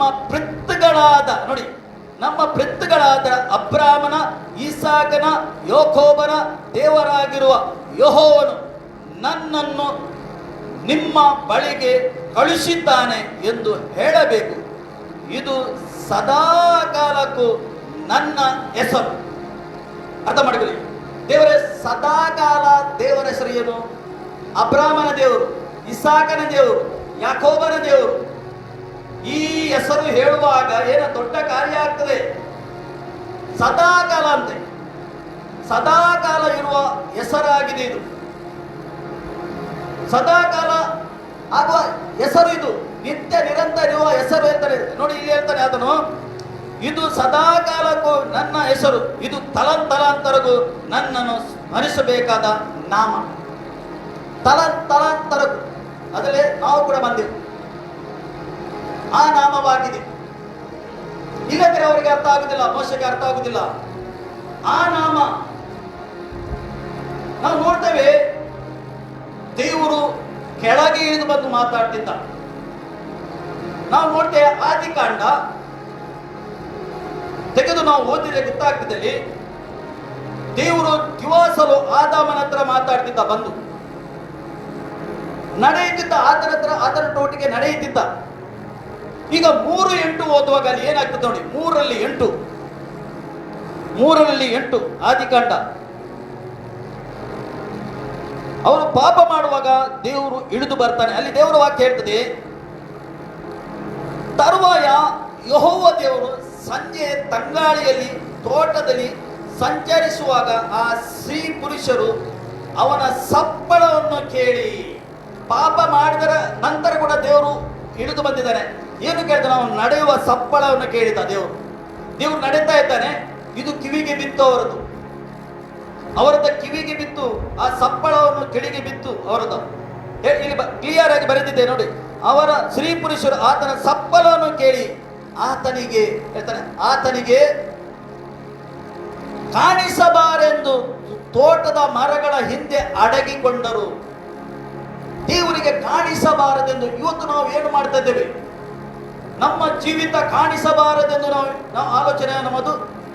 ದೇವರಿಗೆ ಎಲ್ಲ ಕಾಣುತ್ತದೆ, ಆತನು ಎಲ್ಲವನ್ನು ನೋಡುತ್ತಾನೆ. ಆತನು ನೋಡುವ ದೇವರಾಗಿದ್ದಾನೆ, ನಮ್ಮ ಜೀವಿತವನ್ನು ನೋಡುವ ದೇವರಾಗಿದ್ದಾನೆ. ನಾವು ಯಾವ ರೀತಿಯಲ್ಲಿ ಜೀವಿಸ್ತೇವೋ ಆತನು ನೋಡುವನಾಗಿದ್ದಾನೆ. ಅವರು ಎನಿಸಿದರು, ದೇವರು ಅಲ್ಲಿ ಕಾಣಬಾರದೆಂದು ತೋಟದ ಮರಗಳ ಹಿಂದೆ ಅಡಗಿಕೊಂಡರು. ಕಾಣಬಾರದೆಂದು ಅಡಗಿಕೊಂಡರು. ಆದರೆ ದೇವರು ಅವರಿಗೆ ಹುಡುಕಿಕೊಂಡು ಬಂದ. ನಾವು ನೋಡ್ತೇವೆ ಹಳೆಯ ಒಡಂಬಡಿಕೆ ದೇವರು ಯಾವಾಗಲೂ ಹುಡುಕಿಕೊಂಡು ಬರ್ತಾನೆ. ದೇವರು ಮಾತಾಡುವ ದೇವರಾಗಿದ್ದಾನೆ. ಇವತ್ತು ಕೂಡ ಆತನು ನಿಮ್ಮ ಹತ್ರ ಮಾತಾಡ್ತಾ ಇದ್ದಾನೆ, ನಮ್ಮ ಹತ್ರ ಮಾತಾಡ್ತಾ ಇದ್ದಾನೆ. ತನ್ನ ಹೃದಯದ ಭಾರ ಹೇಳ್ತಾ ಇದ್ದಾನೆ. ಮಗಳೇ, ಮಗನೇ, ಇಂಥದ್ದ ವಿಷಯ ಎಂದು ಹೇಳ್ತಾ ಇದ್ದಾನೆ. ಅವನು ಅಬ್ರಾಮನ ಹತ್ರ ಮಾತಾಡಿದ. ಅಪೊಸ್ತಲ ಕಥೆ ತೆಗೀರಿ, ಹೀಗೆ ಇಲ್ಲಿ ಮಾತಾಡ್ದ ನೋಡಿ. ಅಪೊಸ್ತಲ ಕಥೆ 7 ತೆಗೀರಿ.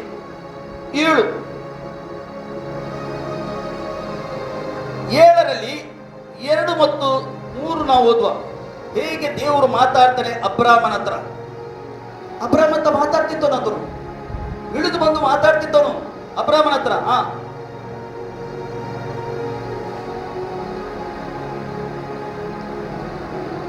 ಅವನ ಹತ್ರ ಈ ರೀತಿ ಮಾತಾಡಿದವನು, ನಮ್ಮ ಮೂಲ ಪುರುಷನಾದ ಅಬ್ರಾಮನು ಕಾರಾನಿನಲ್ಲಿ ವಾಸ ಮಾಡುವುದಕ್ಕಿಂತ ಮುಂಚೆ ಮಸಪೋತನದಲ್ಲಿದ್ದಾಗ ಪ್ರಭಾವ ಸ್ವರೂಪನಾದ ದೇವರು ಅವನಿಗೆ ಕಾಣಿಸಿಕೊಂಡನು. ದೇವರು ಕಾಣಿಸಿಕೊಂಡನು ಅಬ್ರಾಮನಿಗೆ. ಪ್ರಭಾವ ಸ್ವರೂಪನಾದ ದೇವರು, ಸರ್ವಶಕ್ತ ದೇವರು ಅಬ್ರಾಮನಿಗೆ ಕಾಣಿಸಿಕೊಂಡನು. ಅಲ್ಲಿ ಹೇಳ್ತದೆ, ಕಾಣಿಸಿಕೊಂಡು ನಿನ್ನ ಸ್ವದೇಶವನ್ನು, ನಿನ್ನ ಬಂಧುವನ್ನು ಬಿಟ್ಟು ನಾನು ತೋರಿಸುವ ದೇಶಕ್ಕೆ ಹೊರಟು ಹೋಗು ಎಂದು ಹೇಳಿದರು. ನಾನು ನಿನಗೆ ಒಂದು ದೇಶವನ್ನು ತೋರಿಸ್ತೇನೆ, ನಿನ್ನ ಬಂಧು ಮಿತ್ರವನ್ನು, ನಿನ್ನ ಸ್ವದೇಶವನ್ನು ನೀನು ಬಿಟ್ಟು ಹೋಗು ಹೇಳ್ತಾ ಇದ್ದಾನೆ. ಅವನು ದೇವರ ಮಾತನ್ನು ಕೇಳಿದ. ನಾವು 11ನೇ ಮಧ್ಯ ಆದಿಕಾಂಡ ಓದಬೇಕು. ಅವನು ದೇವರ ವಾಕ್ಯವನ್ನು ಕೇಳಿದ. ಅಲ್ಲಿಂದ ಆತನು ಹೊರಡಿದ. ಅಬ್ರಾಮನ ಕಾಲದಲ್ಲಿ ಬರಗಾಲ ಬರಲಿಲ್ಲವ? ಬರಗಾಲ ಬಂತು ಅಬ್ರಾಮನ ಕಾಲದಲ್ಲಿ. ಇಷ್ಟ ತನಕ 6 ಬರಗಾಲ ಬಂದಿದೆ. ಸತ್ಯವೇದ ಹೇಳ್ತದೆ 6 ಬರಗಾಲ ಬಂದಿದೆ ಸತ್ಯವೇದದಲ್ಲಿ. ಇನ್ನು ಬರುವ ಬರಗಾಲ 7ನೇ ಬರಗಾಲ ಬರ್ಲಿಕ್ಕುಂಟು. ಆಗ ಬರಗಾಲ ಅವನು ಹೋಗುವಾಗ ಅಲ್ಲಿ ಬರಗಾಲ ಬಂತು. ಅವನು ಏನು ಮಾಡಿದ? ಅಬ್ರಾಮನ ನೋಡಿ ಇಷ್ಟೊಂದು ತಪ್ಪು ಮಾಡ್ತಾ ಇದ್ದಾನೆ. ಬರಗಾಲ ಬಂದಿದ್ದ ಹತ್ತಿರ ಏನುಂಟು ಮುಂದೆ ನೋಡ್ಲಿಕ್ಕೆ? ಐಗುಪ್ತ ಉಂಟು. ಅವನು ಏನು ಮಾಡಿದ? ಇಲ್ಲಿ ಬರಗಾಲ ಬಂದಿದ್ದು ಐಗುಪ್ತಕ್ಕೆ ಹೋದ. ಆತನು ಐಗುಪ್ತಕ್ಕೆ ಹೋಗುವಾಗ ಏನಾಗ್ತದೆ? ಅಲ್ಲಿ ಆತನು ಸಿಕ್ಕಿ ಬಿದ್ದ, ಪಾಪದಲ್ಲಿ ಬಿದ್ದ. ಏಕೆಂದ್ರೆ ಅವನು ಇದು ನನ್ನ ಹೆಂಡತಿ ಅಲ್ಲ, ತಂಗಿ ಎಂದು ಹೇಳಿದ. ನೋಡಿ, ಸುಳ್ಳು ಹೇಳಿದ. ಸಮಸ್ಯೆಗೆ ಸಿಕ್ಕಿ ಬಿದ್ದ ಅವನು. ಇಲ್ಲಿ ಏನು ಬೇಕು ನಮಗೆ ಅಷ್ಟು ಮಾತ್ರ ಬರೆದು ಹಾಕಿದ್ದಾರೆ. ಅಲ್ಲಿ ಸಮಸ್ಯೆಗೆ ಸಿಕ್ಕಿ ಬಿದ್ದ ಆತನು.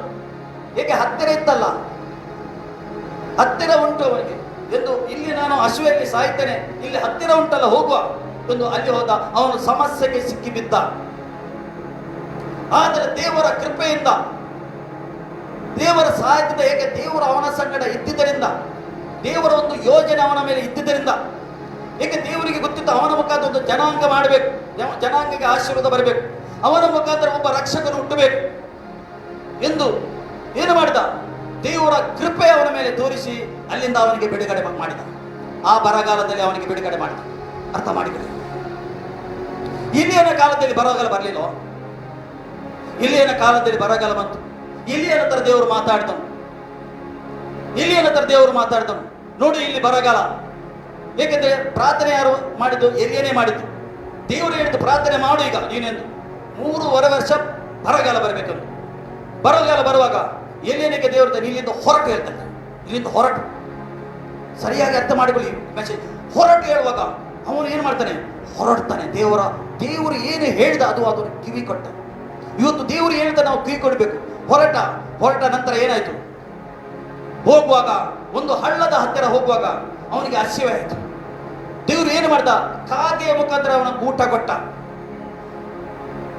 ಕೊನೆಗೆ ಹಳ್ಳದ ನೀರು ಕೂಡ ಕುಡಿಯುವುದು ಸಿಗಲಿಲ್ಲ, ಮುಗಿಯಿತು. ಅಷ್ಟು ಬರಗಾಲ.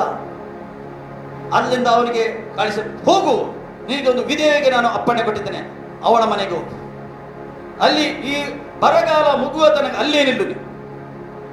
ಅವನು ದೇವರ ವಾಕ್ಯಕ್ಕೆ ಕಿವಿ ಕೊಟ್ಟ. ಆತನು ದೇವರ ವಾಕ್ಯಕ್ಕೆ ಕಿವಿ ಕೊಟ್ಟ ಕಾರಣ ಅವನು ಬದುಕಿದ. ಇಲ್ಲಿ ಎಷ್ಟು ಜನ ಸತ್ತು ಹೋಗಿದ್ದಾರೆ ಇಲ್ಲಿ ಬರೆಯಲಿಲ್ಲ. ಆ ಬರಗಾಲದಲ್ಲಿ ನಮಗೆ ಎಷ್ಟು ಬೇಕು ಅಷ್ಟು ಮಾತ್ರ ಈ ಸತ್ಯವೇದದಲ್ಲಿ ಬರೆದಾಗಿದೆ. ಅನ್ನದ ಬರಗಾಲ ಕೂಡ ಉಂಟು, ನೀರಿನ ಕೂಡ ಬರಗಾಲ ಉಂಟು.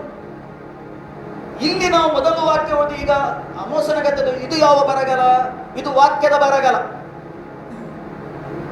ಅನ್ನದ ನೀರಿನ ನೀರು ತುಂಬಾ ಬರ್ತದೆ ಈಗ ಕೊಚ್ಚಿಕೊಂಡು ಹೋಗ್ಲಿಕ್ಕೆ. ಗುಡ್ಡ ಬೆಟ್ಟಗಳು ಬರ್ತದೆ ಕೆಳಗೆ. ನೀವು ಸತ್ಯವೇದದಲ್ಲಿ ಓದ್ತಿಲ್ಲವ? ಗುಡ್ಡಗಳು ಕೆಳಗೆ ಬರ್ತದೆ, ಬೆಟ್ಟಗಳು ಬರ್ತದೆ, ಅಲ್ಲಿ ಬೆಂಕಿ ನೋಡ್ತೀರಿ. ನಿನ್ನೆ ನೋಡುವಾಗ ಒಂದು ಕಂಟ್ರಿಯಲ್ಲಿ ಬೆಂಕಿ, ಇಡೀ ಪಟ್ಟಣಕ್ಕೆ ಬೆಂಕಿದಾಗಿದೆ, ಇಡೀ ಸಿಟಿಗೆ. ನೀವು ಓದ್ತಿಲ್ಲವ? ನಾವು ಯಾವ ಕಾಲದಲ್ಲಿ ಇದ್ದೀವಿ ಈಗ? ಯಾವ ಕಾಲದಲ್ಲಿ? ಈಗ ನಾವು ವಾಕ್ಯ ಸರಿಯಾಗಿ ಕೇಳಿ ಅರ್ಥ ಮಾಡಿಕೊಂಡು ದೇವರ ಸನ್ನಿಧಿಗೆ ಬಂದು ನಾವು ಆತನ ಸನ್ನಿಧಿಯಲ್ಲಿ ಕಳೆಯುವ ಸಮಯ ಆಗಿದೆ. ಬರಗಾಲ ಸತ್ಯವೇದ ಹೇಳ್ತದೆ, 6 ಬರಗಾಲ ಬಂದಿದೆ. ಇಸಾಕನ ಕಾಲದಲ್ಲಿ ಬರಗಾಲ ಬಂತು. ಇಸಾಕನು ಬೆಲೆಸ್ತೀನಿಗೆ ಹೋದ. ಬೆಲೆಸ್ತೀನಿ ಹೋಗಿ ಅಲ್ಲಿ ವಾಸ ಮಾಡಿದ. ಅದಕ್ಕೆ ಹೇಳ್ತದೆ, ವಾಕ್ಯ ಹೇಳ್ತದೆ, ಇಸಾಕನು ಬೀಜ ಬಿತ್ತಿದ, 100ರಷ್ಟು ಕೊಯ್ದ. ಮಳೆ ಇಲ್ಲ.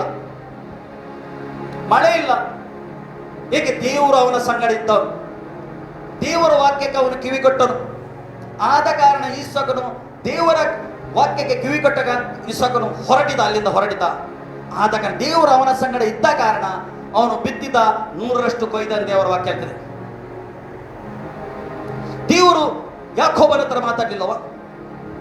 ಯಾಕೋಬನ ಹತ್ರ ಮಾತಾಡಿದ ದೇವರು. ಅದಕ್ಕೆ ಅಬ್ರಹಾಮನ ದೇವರು, ಇಸಾಕನ ಯಾಕೋಬನ ದೇವರು. ನಾವು 32 ಆದಿಕಾಂಡ ತೆಗೆವು. 32 ಆದಿಕಾಂಡ ನೋಡಿ ಹೇಗೆ ಯಾಕೋಬನ ಹತ್ರ ಮಾತಾಡ್ತಾನೆ ದೇವರು. 32:24 ಓದುವ.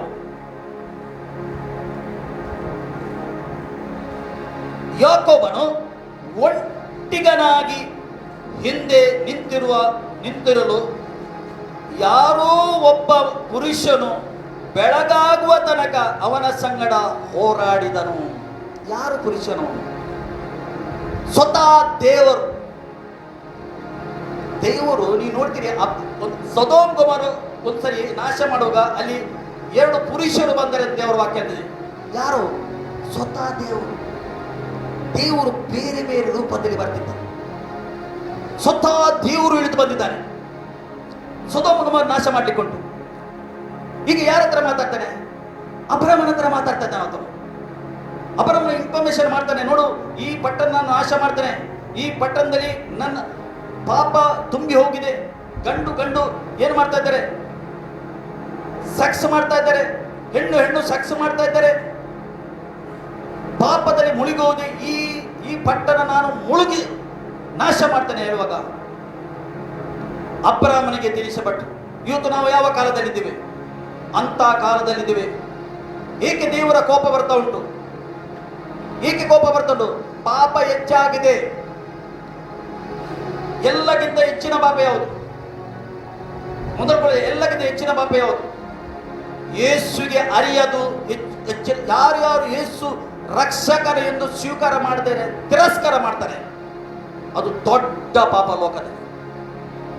ಇವತ್ತು ಸ್ವಾರ್ಥ ಎಲ್ಲ ಕಡೆಗೆ ಸಾರ್ತಾ ಉಂಟು, ಆದರೆ ಯೇಸು ಬೇಡ. ಅದು ದೊಡ್ಡ ದೇವರ ದೃಷ್ಟಿಯಲ್ಲಿ, ತಂದೆಯಾದ ದೇವರ ದೃಷ್ಟಿಯಲ್ಲಿ ದೊಡ್ಡ ಪಾಪವಾಗಿದೆ. ಹೇಗೆ ಯಾರು ನಾಶವಾಗಬಾರದೆಂದು ತನ್ನ ಮಗನನ್ನು ಕಳಿಸಿಕೊಟ್ಟಿದ್ದಾನೆ ಆತ. ಒಬ್ಬರು ಕೂಡ ನರಕಕ್ಕೆ ಹೋಗಬಾರದು ಕಳಿಸಿದ. ಈಗ ಯೇಸುವನ್ನು ತಿರಸ್ಕಾರ ಮಾಡಿದರೆ ಯಾರು ಕಾರಣ? ದೇವರು ಕಾರಣವ? ದೇವರು ಕಾರಣ ಅಲ್ಲ. ಮೊನ್ನೆಂದು ನಾನು ವಿಡಿಯೋ ನೋಡ್ತಾ ಇದ್ದೆ. ಜರ್ಮನಲ್ಲಿ ಇಡೀ ಊರು ಹೋಗಿದೆ, ಪಟ್ಟಣ ನಾಶವಾಗಿದೆ, ಎಲ್ಲ ನೆಲ ಕೆಳಗೆ ಹೋಗಿದೆ, 2-3 ಮಾಳಿಗೆಯಲ್ಲಿ ನೀರು, ಅದರಲ್ಲಿ ಎಲ್ಲ ಮಣ್ಣು ತುಂಬಿದೆ. ಅವರು ಕೂಗುತ್ತಾ ಇದ್ದಾರೆ, ಮನೆ ಇಲ್ಲ, ಏನಿಲ್ಲ, ಎಲ್ಲ ನಾಶ. ಏಕೆ ನಿನಗೆ ದೇವರು ಹೀಗೆ ಮಾಡಿದನು? ಮನುಷ್ಯ ದೇವರು ಏಕೆ ಕಳಿಸಿದನು? ಇದು ಆದರೆ ನಾವು ಪಾಪ ಮಾಡಿದರಿಂದ ಇದೆಲ್ಲ ಸಂಭವಿಸಿದ ಹೇಳುದಿಲ್ಲ. ಮಾನವ ಹೇಳ್ತಾರ ಇಲ್ಲ, ದೇವರು ಹೀಗೆ ನಮಗೆ ನೀರು ಕಂಡು ನಮ್ಮ ಸ್ಥಿತಿ ಎಷ್ಟು ಜನ ಕೊಚ್ಚಿಕೊಂಡು ಹೋದ, ಮನೆ ಕಡೆ ಹೋಗಿದೆ, ಎಲ್ಲ ಹೋಗಿದೆ, ಏನಿಲ್ಲ. ದೇವರು ಕಾರಣ ಅಲ್ಲ, ಮಾನವನು ಕಾರಣ. ದೇವರು ಸಮಯಕ್ಕೆ ಮಾತಾಡ್ತಾನೆ. ದೇವರು ಸಮಯಕ್ಕೆ ಮಾತಾಡುವ ದೇವರಾಗಿದ್ದಾನೆ. ಆತನು ಮಾತಾಡ್ತಾನೆ, ಈಗ ಕೂಡ ಮಾತಾಡ್ತಾನೆ. ನೋಡಿ ಯಾಕೋಬನ ಹತ್ರ ಹೇಗೆ ಮಾತಾಡ್ತಾನೆ. ಯಾಕೋಬನ ಯಾರಾಗಿದ್ದ? ಒಬ್ಬ ಸುಳ್ಳುಗಾರನಾಗಿದ್ದ, ಒಬ್ಬ ವಂಚಕನಾಗಿದ್ದ, ಒಬ್ಬ ಮೋಸಗಾರನಾಗಿದ್ದ. ಆತನು ತನ್ನ ಮಾವನ ಮನೆಗೆ ಹೋದ. ಮಾವನ ಮನೆಯಲ್ಲಿ ಮುರಿಯಲ್ಪಟ್ಟ, ಟೋಟಲಿ ಮುರಿಯಲ್ಪಟ್ಟ ಮಾನವ. ಈಗ ಅವನ ಮಾವನ ಯಾರಾಗಿದ್ದಾನೆ? ಅವನಿಗಿಂತ ದೊಡ್ಡ ಸುಳ್ಳುಗಾರ. ಅಲ್ಲಿ ಮುರಿಯಲ್ಪಟ್ಟು ವಾಪಸ್ ಬರ್ತಾ ಇದ್ದಾನೆ. ಬರುವಾಗ ಆ ರಾತ್ರಿಯಲ್ಲಿ ದೇವರು ಅವನಿಗೆ ಪ್ರತ್ಯಕ್ಷನಾಗ್ತಾನೆ. ಇಲ್ಲಿ ದೇವರ ವಾಕ್ಯ ಹೀಗೆ ಹೇಳ್ತದೆ, ಯಾಕೋಬನು ಒಟ್ಟಿಯಾಗಿ ಹಿಂದೆ ನಿಂತಿರುತ್ತನು. ಯಾರು ಒಬ್ಬ ಪುರುಷನು ಬೆಳಗಾಗುವ ತನಕ ಆತನ ಸಂಗಡ ಹೋರಾಡಿದನು. ಆ ಪುರುಷನು ತಾನು ಗೆಲ್ಲದೇ ಇರುವುದರಿಂದ, ನೋಡಿ, ಆ ಪುರುಷನು ಇವರ ಹತ್ರ ಗೆಲ್ಲಲಿಲ್ಲ ಅಂತೆ. ಯುದ್ಧ ಮಾಡುವಾಗ ಯಾವ ಯುದ್ಧ ಮಾಡ್ತಿದ್ದ ಇವನು? ಪ್ರಾರ್ಥನೆ ಎಂಬ ಯುದ್ಧ ಮಾಡ್ತಿದ್ದ ಇವನು. ಯಾಕೋಬನು ಪ್ರಾರ್ಥನೆ ಮಾಡ್ತಿದ್ದ, ರಾತ್ರಿ ಇಡೀ ಪ್ರಾರ್ಥನೆ ಮಾಡ್ತಿದ್ದ. ಏಕೆ? ಹೆದರಿಕೆ ಅವನಿಗೆ. ಯಾಶವನು ಅವನ ಅಣ್ಣ ಬಂದಿದ್ದಾನೆ, ಸೈನ್ಯ ದೊಡ್ಡ ಗುಂಪಾಗಿ ಬರ್ತಾನೆ, ಇವನಿಗೆ ಹೆದರಿಕೆ, ಇವನಿಗೆ ಕೊಲ್ತಾನೆಂದು. ಇವನು ಒಬ್ಬನ ಎಲ್ಲರಿಗೆ ಮುಂದೆ ಕಳಿಸ್ತಾನೆ, ಹೆಂಡತಿ ಮಕ್ಕಳಿಗೆ ಮುಂದೆ ಕಳಿಸಿ ಇವನು ಹಿಂದೆ ನಿಂತಿದ್ದಾನೆ. ಹಿಂದೆ ನಿಂತು ಏನು ಮಾಡ್ತಾ ಇದ್ದಾನೆ? ಪ್ರಾರ್ಥನೆ ಮಾಡ್ದ, ಒಬ್ಬಂಟಿಗೆ ಪ್ರಾರ್ಥನೆ ಮಾಡ. ನೋಡಿ, ಅರ್ಥ ಮಾಡಿಕೊಳ್ಳಿ, ಅನ್ನನತ್ಯ ಪ್ರಾರ್ಥನೆ. ಒಬ್ಬಂಟಿಗೆ ದೇವರ ಹತ್ರ ಮಾತಾಡ್ತಾ ಇದ್ದಾನೆ. ದೇವರು ಅಲ್ಲಿ ಆ ಪುರುಷನ ಹತ್ರ, ಇವನ ಹತ್ರ ಗೆಲ್ಲಿಕ್ಕೆ ಆಗ್ಲಿಲ್ಲಂತೆ. ನೋಡಿ ಎಂತ ಪ್ರಾರ್ಥನೆ ಇರಬಹುದು, ಎಂತ ಆತ್ಮಿಕ ಪ್ರಾರ್ಥನೆ ಇರಬಹುದು ಇದು. ನೋಡಿ ದೇವರ ವಾಕ್ಯ ಹೇಳ್ತದೆ, ಅಲ್ಲಿ ಆ ಪುರುಷನು ಗೆಲ್ಲದೆ ಇರುವುದನ್ನು ಕಂಡು ಯೋಕೋಬನ ತೊಡೆಗೆ ಕೀಳನ್ನು ಮುಟ್ಟಿದ್ದರಿಂದ ಅವನು ಗೆಲ್ಲಿಲ್ಲ. ಈಗ ಏನು ಮಾಡ್ತಾನೆ? ಅವನ ತೊಡೆಗೆ ಮುಟ್ಟಿ ಬಿಡ್ತಾನೆ, ಅವನ ಕೀಳು ಹೋಗ್ತದೆ. ಇಲ್ಲಿಂದ ಕೀಳು ಅವನು ಹೋಗ್ತದೆ. ಅದಕ್ಕೆ ನೀವು ವಾಕ್ಯ ಓದಿ ಗೊತ್ತಾಯ್ತೆ, ಇಬ್ರಿಯ ಪತ್ರಿಕೆ ಓದಿರಿ 11 ಓದಿ ಗೊತ್ತಾ? ಅಲ್ಲಿ ಯಾಕೋಬನು ಕುಂಟನಾಗಿ ನಡೆಯುತ್ತಾ ಇದ್ದ, ಸಾಯುವ ತನಕ ಕುಂಟನು ಸಾಯುವ ತನಕ ಆತನು ಕುಂಟನು. ಏಕೆಂದ್ರೆ ಈ ಕೀಲು ಮುಟ್ಟಿದ ನಂತರ ಅವನು ಬದಲಾಗಿದನು. ಅವನ ಸುಳ್ಳು ಮೋಸ ಎಲ್ಲ ಹೋಯ್ತು. ಅವನು ಕಂಪ್ಲೀಟ್ ಬದಲಾದರು, ಮಾನಸಂದ್ರ ಆದರೂ ಪಶ್ಚಾತ್ತಾಪ ಆದನು. ಅಷ್ಟ ತನಕ ಆಗಲಿಲ್ಲ ಆತನು, ಅಷ್ಟ ತನಕ ಪಶ್ಚಾತ್ತಾಪ ಆಗಲಿಲ್ಲ. ನೋಡಿ ಇಲ್ಲಿ ದೇವರ ವಾಕ್ಯ ಹೇಳ್ತದೆ, ಅಲ್ಲಿ ಆ ಪುರುಷನ್ ನನ್ನನ್ನು ಅವನು ಸಂಗಡ ಹೋರಾಡು ಆಗಲೇ ಅವನ ತೊಡೆಗೆ ಕೀಳು ತಪ್ಪಿತು. ಆ ಪುರುಷನು ನನ್ನನ್ನು ಬಿಟ್ಟು ಬೆಳಗಾಗುತ್ತದೆ ಅನ್ನಲು ಯಾಕೋಬನು, ನೀನು ನನ್ನನ್ನು ಆಶೀರ್ವದಿಸಿ ಹೊರತು ನಿನ್ನನ್ನು ಬಿಡುವುದೇ ಇಲ್ಲ ಹೇಳ್ತಾನೆ. ಪ್ರಾರ್ಥನೆಯಲ್ಲಿ ಯುದ್ಧ ಎಂದರೆ ಪ್ರಾರ್ಥನೆ ಮಾಡುವಾಗ ಹೇಳ್ತಾನೆ. ಅವನಿಗೆ ಮುಟ್ಟಿದ ಪುರುಷನು ಬಿಟ್ಟು ಹೋಗ್ತಾ ಇದ್ದಾನೆ. ಈಗ ಇಲ್ಲ, ಎಲ್ಲಿ ಹೋಗ್ತಿ? ನನಗೆ ಆಶೀರ್ವಾದ ಮಾಡು, ಮೊದಲು ನನಗೆ ಆಶೀರ್ವಾದ ಮಾಡಿ ಹೇಳ್ತಾನೆ ಆತನು. ಇಷ್ಟು ಪ್ರಾರ್ಥನೆ ಮಾಡಿದೆ ಇಡೀ ರಾತ್ರಿ, ಈಗ ಆಶೀರ್ವಾದ ಮಾಡದೆ ಹೋಗ್ತೀಯ? ನೀವು ದೇವರ ಸನ್ನಿಧಿಗೆ ಕೂತ್ಕೊಂಡರೆ ಆಶೀರ್ವಾದ ಪಡಕೊಂಡೇ ಹೋಗ್ಬೇಕು, ಆಶೀರ್ವಾದ ಪಡಕೊಂಡೇ ಹೋಗ್ಬೇಕು. ಅರ್ಥದಲ್ಲಿ ಹೇಳಬಾರ್ದು. ಅರ್ಥದಲ್ಲಿ ಏನು ಮಾಡ್ತಾರೆ, ಅರ್ಥದಲ್ಲಿ ಹೇಳ್ತೀನಿ, ಇಲ್ಲ ನಾನು ಗೆಲ್ಲಲೇಬೇಕು, ನಾನು ಆಶೀರ್ವಾದ ಪಡೆಕೊಳ್ಳಲೇಬೇಕು. ಯಾಕೋಬನ ಹೇಗಿದ್ದಾನೆ, ನಾನು ಆಶೀರ್ವಾದ ಪಡೆಕೊಳ್ತೇನೆ. ನೋಡಿ ಇಲ್ಲಿ ಆತನು ಏನ್ ಮಾಡ್ದ, ನನ್ನ ಆಶೀರ್ವಾದ ಹೊರತು ನಿನ್ನನ್ನು ಬಿಡುವುದೇ ಇಲ್ಲ ಅನ್ನೋನು. ಆ ಪುರುಷರು ಈಗ ನಿನ್ನ ಹೆಸರೇನು ಎಂದು ಕೇಳಿದಕ್ಕೆ, ನಿನ್ನ ಹೆಸರೇನು ಕೇಳ್ತಾನೆ ಅವನಿಗೆ. ಏಕೆಂದ್ರೆ ತಂದೆ ಆತನ ಸುಳ್ಳು ಹೇಳ್ತಾನೆ, ನಾನು ಯಾಶೋವ ಹೇಳ್ತಾನೆ, ಅವನ ಅಣ್ಣನ ಹೆಸರು ಹೇಳ್ತಾನೆ, ಎಲ್ಲಂತ ಸುಳ್ಳು ಹೇಳ್ತಾನೆ. ಈಗ ದೇವರು ಕೇಳ್ತಾನೆ ನಿನ್ನ ಹೆಸರು ಎಂತದ್ದು, ಅವನ ನಿನ್ನ ಹೆಸರು ಎಂತದ್ದು ಕೇಳ್ತಕ್ಕ ಅವನು ಯಾಕೋಬ ಅನ್ನನು. ಅಂದ್ರೆ ಸತ್ಯ ಮಾತಾಡಿ, ಜೀವಿತದಲ್ಲಿ ಸತ್ಯ ಮಾತಾಡಿದ ಮಾತು. ಹಾಗೆ ಹೇಳ್ತಾರೆ, ನೀನು ಇವತ್ತಿನಿಂದ ಯಾಕೋಬನಲ್ಲ, ನೀನು ಇಸ್ರೇಲನಾಗಿದ್ದೆ. ಇಸ್ರೇಲ್ ಎಂದರೇನು, ಆಶೀರ್ವಾದ. ನೀವು ಇವತ್ತು ಯಾರಾಗಿದೆ, ಇಸ್ರೇಲ್ನ ಸಂತತಿ ಆಗಿದ್ರಿ. ಅರ್ಥ ಮಾಡಿಕೊಳ್ಳಿ. ನಾವು ಎಣಿಸ್ತೇವೆ ಆಶೀರ್ವಾದ ಎಂದರೆ ದೊಡ್ಡ ಐಶ್ವರ್ಯ. ಅನ್ಯರ ಹತ್ರ ಕೂಡ ಉಂಟು ಇಲ್ಲವಾ? ಅನ್ಯರ ಹತ್ರ ಯೇಸುಗೆ ನಂಬದೇ ಇರುವುದು ಎಷ್ಟು ಐಶ್ವರ್ಯ ಉಂಟು ಅವರ ಹತ್ರ, ಎಷ್ಟು ಆಸ್ತಿ ಉಂಟು ಅವರ ಹತ್ರ, ಏನೇನು ಉಂಟು ಅವರ ಹತ್ರ, ಅದು ಆಶೀರ್ವಾದ ವಿಷಯದಲ್ಲಿ ಮಾತಾಡುವುದಿಲ್ಲ. ಆ ದಿವಸದಿಂದ ಯಾಕೋಬನು ಕುಂಟನಾಗಿ ನಡೆದ, ಬಗ್ಗಿ ಬಗ್ಗಿ ಬಗ್ಗಿ ಬಗ್ಗಿ ಬಗ್ಗಿ ಬಗ್ಗಿ ಬಗ್ಗಿ ನಡೆದ, ಸಾಯುವ ತನಕ ಟೋಟಲಿ ಮಾನಸಂತ್ರ ಆದ. ಮೊದಲನೇ ಹೆಂಡತಿ ಅವನು ಎರಡನೇ ಹೆಂಡತಿಗೆ ದೂರ್ತಿದ್ದ. ಲಾಸ್ಟ್ ಕೇಳ್ತಾನೆ, ಬೇಡ, ಅವಳೇ ಒಳ್ಳೆಯವಳಾಗ್ತಾನೆ, ಅವಳೇ ಒಳ್ಳೆಯವಳು. ನೋಡಿ ಹೇಗೆ ಬದಲಾಗ್ತಾನೆ ಮನುಷ್ಯನು. ದೇವರು ಇವತ್ತು ಏನು ಬಯಸ್ತಾನೆ, ನೀನು ನಾನು ಬದಲಾಗಬೇಕಂತ ಬಯಸ್ತಾನೆ. ಅದಕ್ಕೆ ಯಾಕೋಬನ ಹೆಸರು ಬರೆಯಲ್ಪಟ್ಟಿದೆ. ದೇವರು ಸಮಯ ಸಮಯಕ್ಕೆ ಮಾತಾಡ್ತಾನೆ. ದೇವರು ಸಮಯ ಸಮಯಕ್ಕೆ ಮಾತಾಡುವ ದೇವರಾಗಿದ್ದಾನೆ. ಅದಕ್ಕೆ ಅಬ್ರಾಮನ ದೇವರು, ಈಸಾಕನ ದೇವರು, ಯಾಕೋಬನ ದೇವರು ಅಂತ ಆತನು ಮಾತಾಡುವ ದೇವರಾಗಿದ್ದಾನೆ. ಇವತ್ತು ಕೂಡ ನಿಮ್ಮ ಹತ್ರ ಮಾತಾಡ್ತಾನೆ, ಲೋಕದ ಜನರ ಹತ್ರ ಮಾತಾಡ್ತಾ ಇದ್ದಾನೆ. ಮಾನಸಂದ್ರ ಆಗು, ಪಶ್ಚಾತ್ತಾಪ ಆಗು, ದೇವರ ಕಡೆಗೆ ತಿರುಗು ಹೇಳ್ತಾನೆ. ಅದಕ್ಕೋಸ್ಕರ ಮಗನನ್ನು ಕಳಿಸ್ತಾನೆ ದೇವರು. ತನ್ನ ಮಗನ ಮುಖಾಂತರ ಮಾತಾಡಿ ಇಬ್ರಿಯರಿಂದ ಪತ್ರಿಕೆ 1 ಹೇಳ್ತಾನೆ, ಆತನು ಮಗನ ಮುಖಾಂತರ ಮಾತಾಡಿದ. ಲೋಕದಲ್ಲಿ ಮಗನ ಮುಖಾಂತರ ಮಾತಾಡಿ ಲೋಕಕ್ಕೆ ರಕ್ಷಣೆ ಕೊಡ್ಲಿಕ್ಕೆ ಆತನು ಈ ಲೋಕದಲ್ಲಿ ಬಂದ. ಇಷ್ಟು ದೊಡ್ಡ ತ್ಯಾಗ ಮಾಡಿದಾನೆ ಆತನು. ಈ ತ್ಯಾಗ ಕೂಡ ಮಾನವನು ತಿರಸ್ಕಾರ ಮಾಡ್ತಾರೆ. ಅವನ ಗತಿ ಏನು ಇರಬಹುದು. ಅದಕ್ಕೋಸ್ಕರ ಒಂದು ನಾವೇ ಸಿದ್ಧ ಆಗ್ತಾ ಉಂಟು, ಅರ್ಥ ಮಾಡಿಕೊಳ್ಳಿ. ಈಗ ಒಂದು ನಾವೇ ಸಿದ್ಧ ಆಗ್ತಾ ಉಂಟು ಅಂದ್ರೆ ಕ್ರಿಸ್ತನ ಬರುವನಿಗೆ ಸಿದ್ಧ ಆಗ್ತಾ ಉಂಟು. ನಾವು 4 ಕಡೆಗೆ ನೋಡುವಾಗ ನಮಗೆ ಗೊತ್ತಾಗ್ತದೆ ಹೇಗೆ ಸಿದ್ಧ ಆಗ್ತದೆ, ಯಾವ ರೀತಿಯಲ್ಲಿ ಸಿದ್ಧ ಆಗ್ತದೆ. 4 ಕಡೆಗೆ ನೋಡುವಾಗ ನಮ್ಗೆ ಗೊತ್ತಾಗ್ತದೆ. ಸತ್ಯವೇದಲ್ಲಿ ಏನು ಬರೆಯಲ್ಪಡಿದೆ ಅದು ನಡೀತಾ ಉಂಟು. ಇದು ಯಾರಿಗೆ ಗೊತ್ತುಂಟು? ನಿಮಗೆ ಮತ್ತೆ ನಮಗೆ ಗೊತ್ತುಂಟು. ಈಗ ನೀವು ಮತ್ತು ನಾವು ಏನು ಮಾಡಬೇಕು? ಗಂಭೀರತೆ ತಗೊಳ್ಬೇಕಿದೆ. ಇದು ನಾವು ಗಂಭೀರವಾಗಿ ತೆಗೆದು ಏನು ಮಾಡಬೇಕು? ಅದರ ವಾಕ್ಯದಲ್ಲಿ ಬೆಳೆಯಬೇಕು. ನಾವು ಕೀರ್ತನ ಅನುನತೆಯಲ್ಲಿ ನಾವು ಬೆಳೆಯಬೇಕು. ಕೀರ್ತನ ಸನ್ನಿಧಿಗೆ ನಾವು ಬರಬೇಕು. ಸನ್ನಿಧಿಗೆ ಬಂದು ನಾವು ನಾಶವಾಗಲಿಕ್ಕೆ ನಮಗೆ ಕರೆದದ್ದಲ್ಲ ದೇವರು. ನಾವು ನಾಶವಾಗಲಿಕ್ಕೆ ಕರೆದಲ್ಲ, ನಮಗೆ ರಕ್ಷಣೆ ಅದನ್ನು ಕೊಟ್ಟಿದ್ದಾನೆ. ಆ ರಕ್ಷಣೆಯನ್ನು ಗಟ್ಟಿಯಾಗಿ ಹಿಡ್ಕೊಂಡು ನಾವು ಏನು ಮಾಡಬೇಕು? ನಾವು ಓಟವನ್ನು ಓಡಬೇಕು. ಹೇಗೆ ಪೌಲನು ಹೇಳ್ತಾನೆ, ನಾನು ಓಟವನ್ನು ಸರಿಯಾಗಿ ಓಡ್ತಾ ಇದ್ದೇನೆ. ನಿಮ್ಮ ಓಟ ನಮ್ಮ ಓಟ ನಾವು ಸರಿಯಾಗಿ ಓಡ್ತೇವ? ಸರಿಯಾಗಿ ನಾವು ಓಡ್ತೇವ? ದೇವರ ಸನ್ನಿಧಿಯಲ್ಲಿ ಕೂತ್ಕೊಳ್ಳುವಾಗ ಸಾಕಾಗ್ತದ? ಬೇಡ ಹೇಳತ್ತಾಗ್ತದ? ಅಯ್ಯೋ ಎಷ್ಟು ಸಮಯ ಆಯ್ತು, ಏನಪ್ಪ ಆಗ್ತದ? ಹಾಗೆ ಆಗ್ತದ. ಅದರ ಅರ್ಥ ನಿನ್ನ ಅಭಿಷೇಕ ಇಳಿದು ಹೋಗಿದೆ.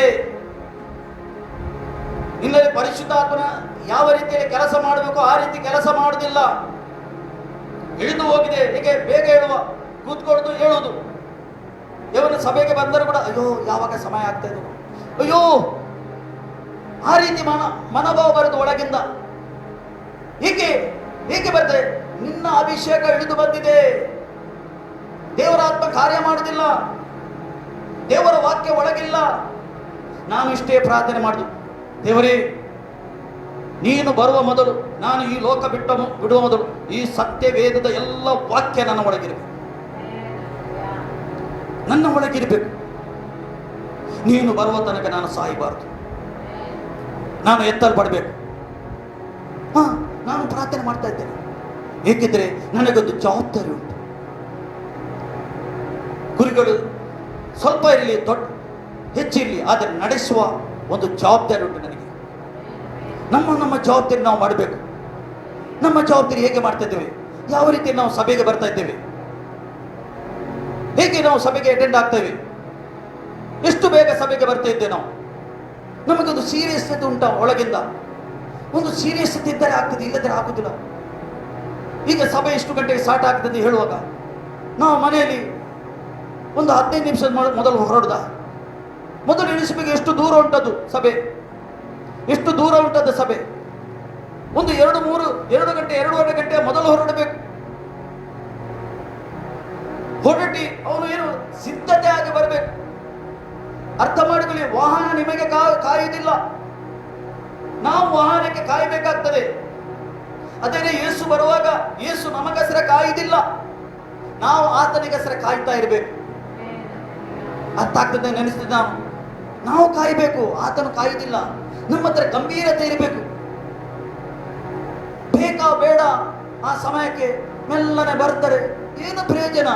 ಒಂದು ಗಂಭೀರತೆ ಇಲ್ಲದಿದ್ದರೆ, ನಮ್ಮ ಹತ್ರ ಒಂದು ಸೀರಿಯಸ್ನೆಸ್ ಇಲ್ಲದಿದ್ರೆ ದೇವರು ಹೇಗೆ ನಮ್ಮ ಜೀವಿತದಲ್ಲಿ ಕಾರ್ಯ ಮಾಡುದು? ಇನ್ನು ಬರುವ ಕಾಲದಲ್ಲಿ ಹೇಗೆ ಕಾರ್ಯ ಮಾಡ್ತಾನೆ ಅಂತ ನಿಮಗೆ ಗೊತ್ತುಂಟ? ಬರುವ ಕಾಲ ಏನೆಂದು? ಎಷ್ಟು ಟಫ್ ಕಾಲ ಬರ್ತದೆ ಇನ್ನು. ಎಷ್ಟು ಗಂಭೀರತೆ ನೋಡಿರಿ. ಜನರು ಬೆಟ್ಟಗಳಿಗೆ ಓಡಿ ಹೋಗ್ತಾ ಇದ್ದಾರೆ, ಗುಡ್ಡಗಳಿಗೆ ಓಡಿ ಹೋಗ್ತಾರೆ. ಅದು ದೇವರ ಮಕ್ಕಳಿಗೆ ಏನು ಪ್ರಾಮಿಸ್ ಮಾಡ್ತೇನೆ, ನಾನು ಎಂದೆಂದು ನಿನಗೆ ಕೈ ಬಿಡುವುದಿಲ್ಲ, ನಾನು ನಿನ್ನ ಸಂಗಡ ಇದ್ದಾನೆ ಅಂತಾನೆ. ಏಕೆಂದ್ರೆ ಯೇಸು ಎಂದು ನೀನು ಕರೆಯುವಾಗ ನಿನ್ನ ಹತ್ತಿರ ಇದ್ದಾನೆ. ಆ ಬಾಪ್ತಿಮ ಕೊಟ್ಟು ಕುರುಡನು ಯೇಸು ಎರಕೆಯಲ್ಲಿ ಹೋಗುವಾಗ ಏನು ಮಾಡ್ದ? ಅವನು ಏನು ಮಾಡ್ದ? ಭಿಕ್ಷೆ ಬೇಡ್ತಿದ್ದ. ಅಲ್ಲಿ ಭಿಕ್ಷೆ ಬೇಡ್ತಿದ್ದ ಆತನು. ನಮಗೆ ಸಮಯ ಇಲ್ಲದ ಕಾರಣ ಬಿಡದಿದ್ದ ನಾನು. ಭಿಕ್ಷೆ ಬೇಡ್ತಿದ್ದ ಆತನು. ಆ ಭಿಕ್ಷೆ ಬೇಡ್ತಿದ್ದ ಮತ್ತು ಅವನು ಕುರುಡನಾಗಿದ್ದ. ಯೇಸು ಆ ಮಾರ್ಗದಲ್ಲಿ ಹೋಗ್ತಾರೆ ಎಂದು ಅವನಿಲ್ಲ ಕೇಳುವಾಗ ಅವನು ಕೇಳಿದ, ನಜರೇತನ ಯೇಸುವೇ, ದಾವೀದನ ಪುತ್ರನೇ, ನನ್ನನ್ನು ಕರುಣಿಸು ಹೇಳ್ದ. ಜನರು ಗದರಿಸಿದರು. ಸುಮ್ಮನೆ ಕೂತ್ಕೊಳ್ಳಿ. ಪುನಃ ಬಿಡ್ಲಿಲ್ಲ ಆತನು. ದಾವೀದ ಕುಮಾರನೇ, ನನ್ನನ್ನು ಕರುಣಿಸು ಹೇಳಿದರು. ಆಗ ಯೇಸು ಒಂದು ಸ್ಟೆಪ್ ಕೂಡ ಮುಂದೆ ಹೋಗಲಿಲ್ಲ, ಅಲ್ಲೇ ನಿಂತ. ಹೋಗಿ ಕರ್ಕೊಂಡು ಬನ್ನಿರಿ ಆತನಿಗೆ. ಯಾರು ಬೇಡ ಎಂದು ಹೇಳಿದರು, ಅವರೇ ಕರ್ಕೊಂಡು ಬಂದರು. ಯೇಸುವೇ, ದಾವೀದ ಕುಮಾರನೇ ಎಂದು ಹೇಳುವಾಗ ಆತನು ಕರುಣೆ ತೋರಿಸ್ತಾನೆ. ಇನ್ನು ಮುಂದಿನ ದಿವಸ ಏನು ಬೇಕು ನಿಮಗೆ ಗೊತ್ತುಂಟ? ಎಷ್ಟು ಜನ ವಿಶ್ವಾಸಿಗಳು ಸಂಕಟ ಬರುವಾಗ ಯೇಸು ಎಂದು ಹೆಸರು ಹೇಳಲಿಕ್ಕೆ ಬರುವುದಿಲ್ಲ ಅವರು. ಹೇಗೆ ಆತನ ಸೈತಾನನ್ನು ಬ್ಲೈಂಡ್ ಮಾಡ್ತಾನೆ. ಅರ್ಥ ಮಾಡಿಕೊಳ್ಳಿ. ಸಂಕಟ ಬರುವಾಗ ನಿಮ್ಮ ಜೀವಿತದಲ್ಲಿ ಬರಬಹುದು, ನಮಗೆ ಗೊತ್ತಿಲ್ಲ. ಮಾನವನ ಜೀವಿತ ಸಂಕಟ ಬರುವಾಗ ಆ ಸಮಯದಲ್ಲಿ ಅವರಿಗೆ ಯೇಸು ಎಂದು ಕರೆಯಲಿಕ್ಕೆ ಆಗುವುದಿಲ್ಲ. ಏಕೆ? ಸೈತಾನ ಬ್ಲೈಂಡ್ ಮಾಡ್ತಾರೆ. ಅವರು ಹಿಂಜಾರಿ ಹೋಗಿದ್ದಾರೆ. ಪ್ರಾರ್ಥನೆಯಿಂದ ಜೀವಿತ ಇಲ್ಲ, ಜೀವಿತ ಬದಲಾಗಿಲ್ಲ. ವಾಕ್ಯ ಕೇಳಿದರೆ ಅಷ್ಟೇ, ಬದಲಾಗಿಲ್ಲ. ಆ ಸಮಯದಲ್ಲಿ ಅವರಿಗೆ ಕರೆಯಲಿಕ್ಕೆ ನಾಲಿಗೆ ತಿರುಗುವುದಿಲ್ಲ. ಒಂದೆಲ್ಲ ಆ ಸಮಯದಲ್ಲಿ ಯೇಸು ನನ್ನನ್ನು ಕರುಣಿಸು ಎಂದು ಹೇಳಿದರೆ ಆತನು ಖಂಡಿತ ಆ ಸಂಕಟದಿಂದ ಬಿಡಿಸ್ತಾನೆ. ಎಷ್ಟೋ ಸಾಕ್ಷಿ ಉಂಟು ಹೇಳುವುದಾದರೆ, ಎಷ್ಟು ಸಾಕ್ಷಿ ಉಂಟು ಹೇಳುವುದಾದರೆ, ಏಕೆ ಆತನು ಬಿಡಿಸುವನಾಗಿದ್ದಾನೆ. ಅದಕ್ಕೋಸ್ಕರ ಈಗ ನಮಗೆ ಸಮಯ ಉಂಟು. ಉಪವಾಸ ಪ್ರಾರ್ಥನೆ, ಹೌದು, ಇಲ್ಲಿ ಬರ್ಲಿಕ್ಕೆ ತುಂಬ ನಿಮಗೆ ಸ್ವಲ್ಪ ದೂರ ಉಂಟು. ಆದರೆ ನಾನು ಹೇಳುದು, ಉಪವಾಸ ಪ್ರಾರ್ಥನೆ ಒಂದು ಸೀರಿಯಸ್ ನಿಂತಿದ್ದಾರೆ, ನಿಮಗೆ ಖಂಡಿತ ಆಗ್ತದೆ ಬರಲಿಕ್ಕೆ. ಗುಡ್ಡ ಬೆಟ್ಟಗಳಲ್ಲಿ ಇದ್ದರೆ ಸಭೆ ಬರಲಿಕ್ಕೆ ಆಗ್ತದೆ. ಉಪವಾಸ ಪ್ರಾರ್ಥನೆ ಮಾಡಿ ದೇವರ ಸನ್ನಿಧಿಗೆ ಬಂದು ನೀವು ಸಿದ್ಧತೆ ಆಗಬೇಕೀಗ. ನಾವು ಸಿದ್ಧತೆ ಆಗಬೇಕು. ಎಟ್ಟ ತನಕ ನಿನ್ನ ಹೊಟ್ಟೆಗೆ ನೀನು ಹುಲ್ಲು ತುಂಬಿಸಿ ನಿಮಗೆ ಪ್ರಾರ್ಥನೆ ಮಾಡ್ಲಿಕ್ಕೆ ಆಗುದಿಲ್ಲ. ಅರ್ಥ ಮಾಡಿ, ಪ್ರಾರ್ಥನೆ ಮಾಡ್ಲಿಕ್ಕೆ ಆಗುದಿಲ್ಲ. ಈಗ ನೀನು ತ್ಯಾಗ ಮಾಡಬೇಕು. ಒಂದು ಊಟ ತ್ಯಾಗ ಮಾಡಿ ದೇವರ ಸನ್ನಿಧಿಗೆ ಬಂದು ಹೇಗೆ ಯಾಕೋಬನು ಯುದ್ಧ ಮಾಡಿದನು ಅದೇ ಪ್ರಕಾರ ನಾವು ಯುದ್ಧ ಮಾಡಬೇಕಾದ ಯುದ್ಧ ಮಾಡಿ ಅವನು ಪಡೆಕೊಳ್ಳಬೇಕು. ಆತನಿಂದ ಪಡೆದು ಮತ್ತು ಆತನು ನಾವೇ ನಾವು ಹೋಗಬೇಕು. ಆ ದಿವಸ ಹೇಳ್ದಲ್ಲ, ಅಯ್ಯೋ ನಾವು ಮುಳುಗುತ್ತೇವೆ, ಅಯ್ಯೋ. ಆ ದಿವಸ ಬೊಬ್ಬೆ ಹೊಡೆದರೆ ಏನಾಗುವುದಿಲ್ಲ. 10 ಮಂದಿ ಕನ್ನಿಕೆಯಲ್ಲಿ 5 ಮಂದಿ ಬೊಬ್ಬೆ ಹೊಡೆದರು. ಅಯ್ಯೋ ನನಗೆ ಎಣ್ಣೆ ಕೊಡಿ. ಆಗ ಬಂದನು ಕರ್ಕೊಂಡು ಹೋಗಿ ಆಯ್ತು. ಉಳಿದು ಹೋಯ್ತಾ ಇಲ್ಲಿ. ಹಲ್ಲೆಲೂಯಾ. ನಿಮ್ಗೆ ಅರ್ಥ ಆಯ್ತು ನಂಬುತ್ತೇನೆ. ಈ ವಾಕ್ಯದಿಂದ ನಿಮ್ಮನ್ನು ದೇವರು ಆಶೀರ್ವಾದ ಮಾಡಿ. ಆಮೇಲೆ ಥ್ಯಾಂಕ್ ಯು ತಂದೆ, ನಿಮಗೆ ಸ್ತೋತ್ರ ಕತೆ. ಈ ಅಮೂಲ್ಯವಾದ ಸಮಯಕ್ಕಾಗಿ ಸ್ತೋತ್ರ. ನೀನು ಅಮೂಲ್ಯವಾದ ಸಮಯ ನಮಗೆ ಕೊಟ್ಟಿದ್ದಕ್ಕೆ ಸ್ತೋತ್ರ. ನೀನು ಮಾತಾಡಿದಿ ಕತನೆ. ಕತನೆ ನಾನು ಮಾತಾಡಲಿಲ್ಲ, ನೀನು ಮಾತಾಡಿದಿ. ನಿನ್ನ ಮಕ್ಕಳ ಹತ್ರ ನೀನು ಮಾತಾಡಿದ್ದಕ್ಕೆ ಸ್ತೋತ್ರ ಸ್ವಾಮಿ. ನಿನ್ನನ್ನೇ ನೋಡಬೇಕು ಕರ್ತನೆ. ನೀನು ಚೆನ್ನಾಗಿ ಬಲ್ಲವನಾಗಿದೆ. ನಾನೊಂದು ಶರೀರದಲ್ಲಿದ್ದೆ ನಾವು, ಆದರೆ ನೀನು ಸರ್ವಶಕ್ತ ದೇವರಾಗಿದೆ, ಸರ್ವಶಕ್ತ ಜೀವ ಸ್ವರೂಪರಾದ ಇದು ವಾಕ್ಯವಾಗಿದೆ. ಅವರು ಕೇಳಿದ್ದಾರೆ ಸ್ವಾಮಿ, ಅದರ ಪ್ರಕಾರ ನಡೆಯಲಿಕ್ಕೆ ಇವರಿಗೆ ಸಹಾಯ ಮಾಡು. ಯೇಸು ಕ್ರಿಸ್ತನ ನಾಮದಲ್ಲಿ ತಂದೆ, ಆಮೇಲೆ.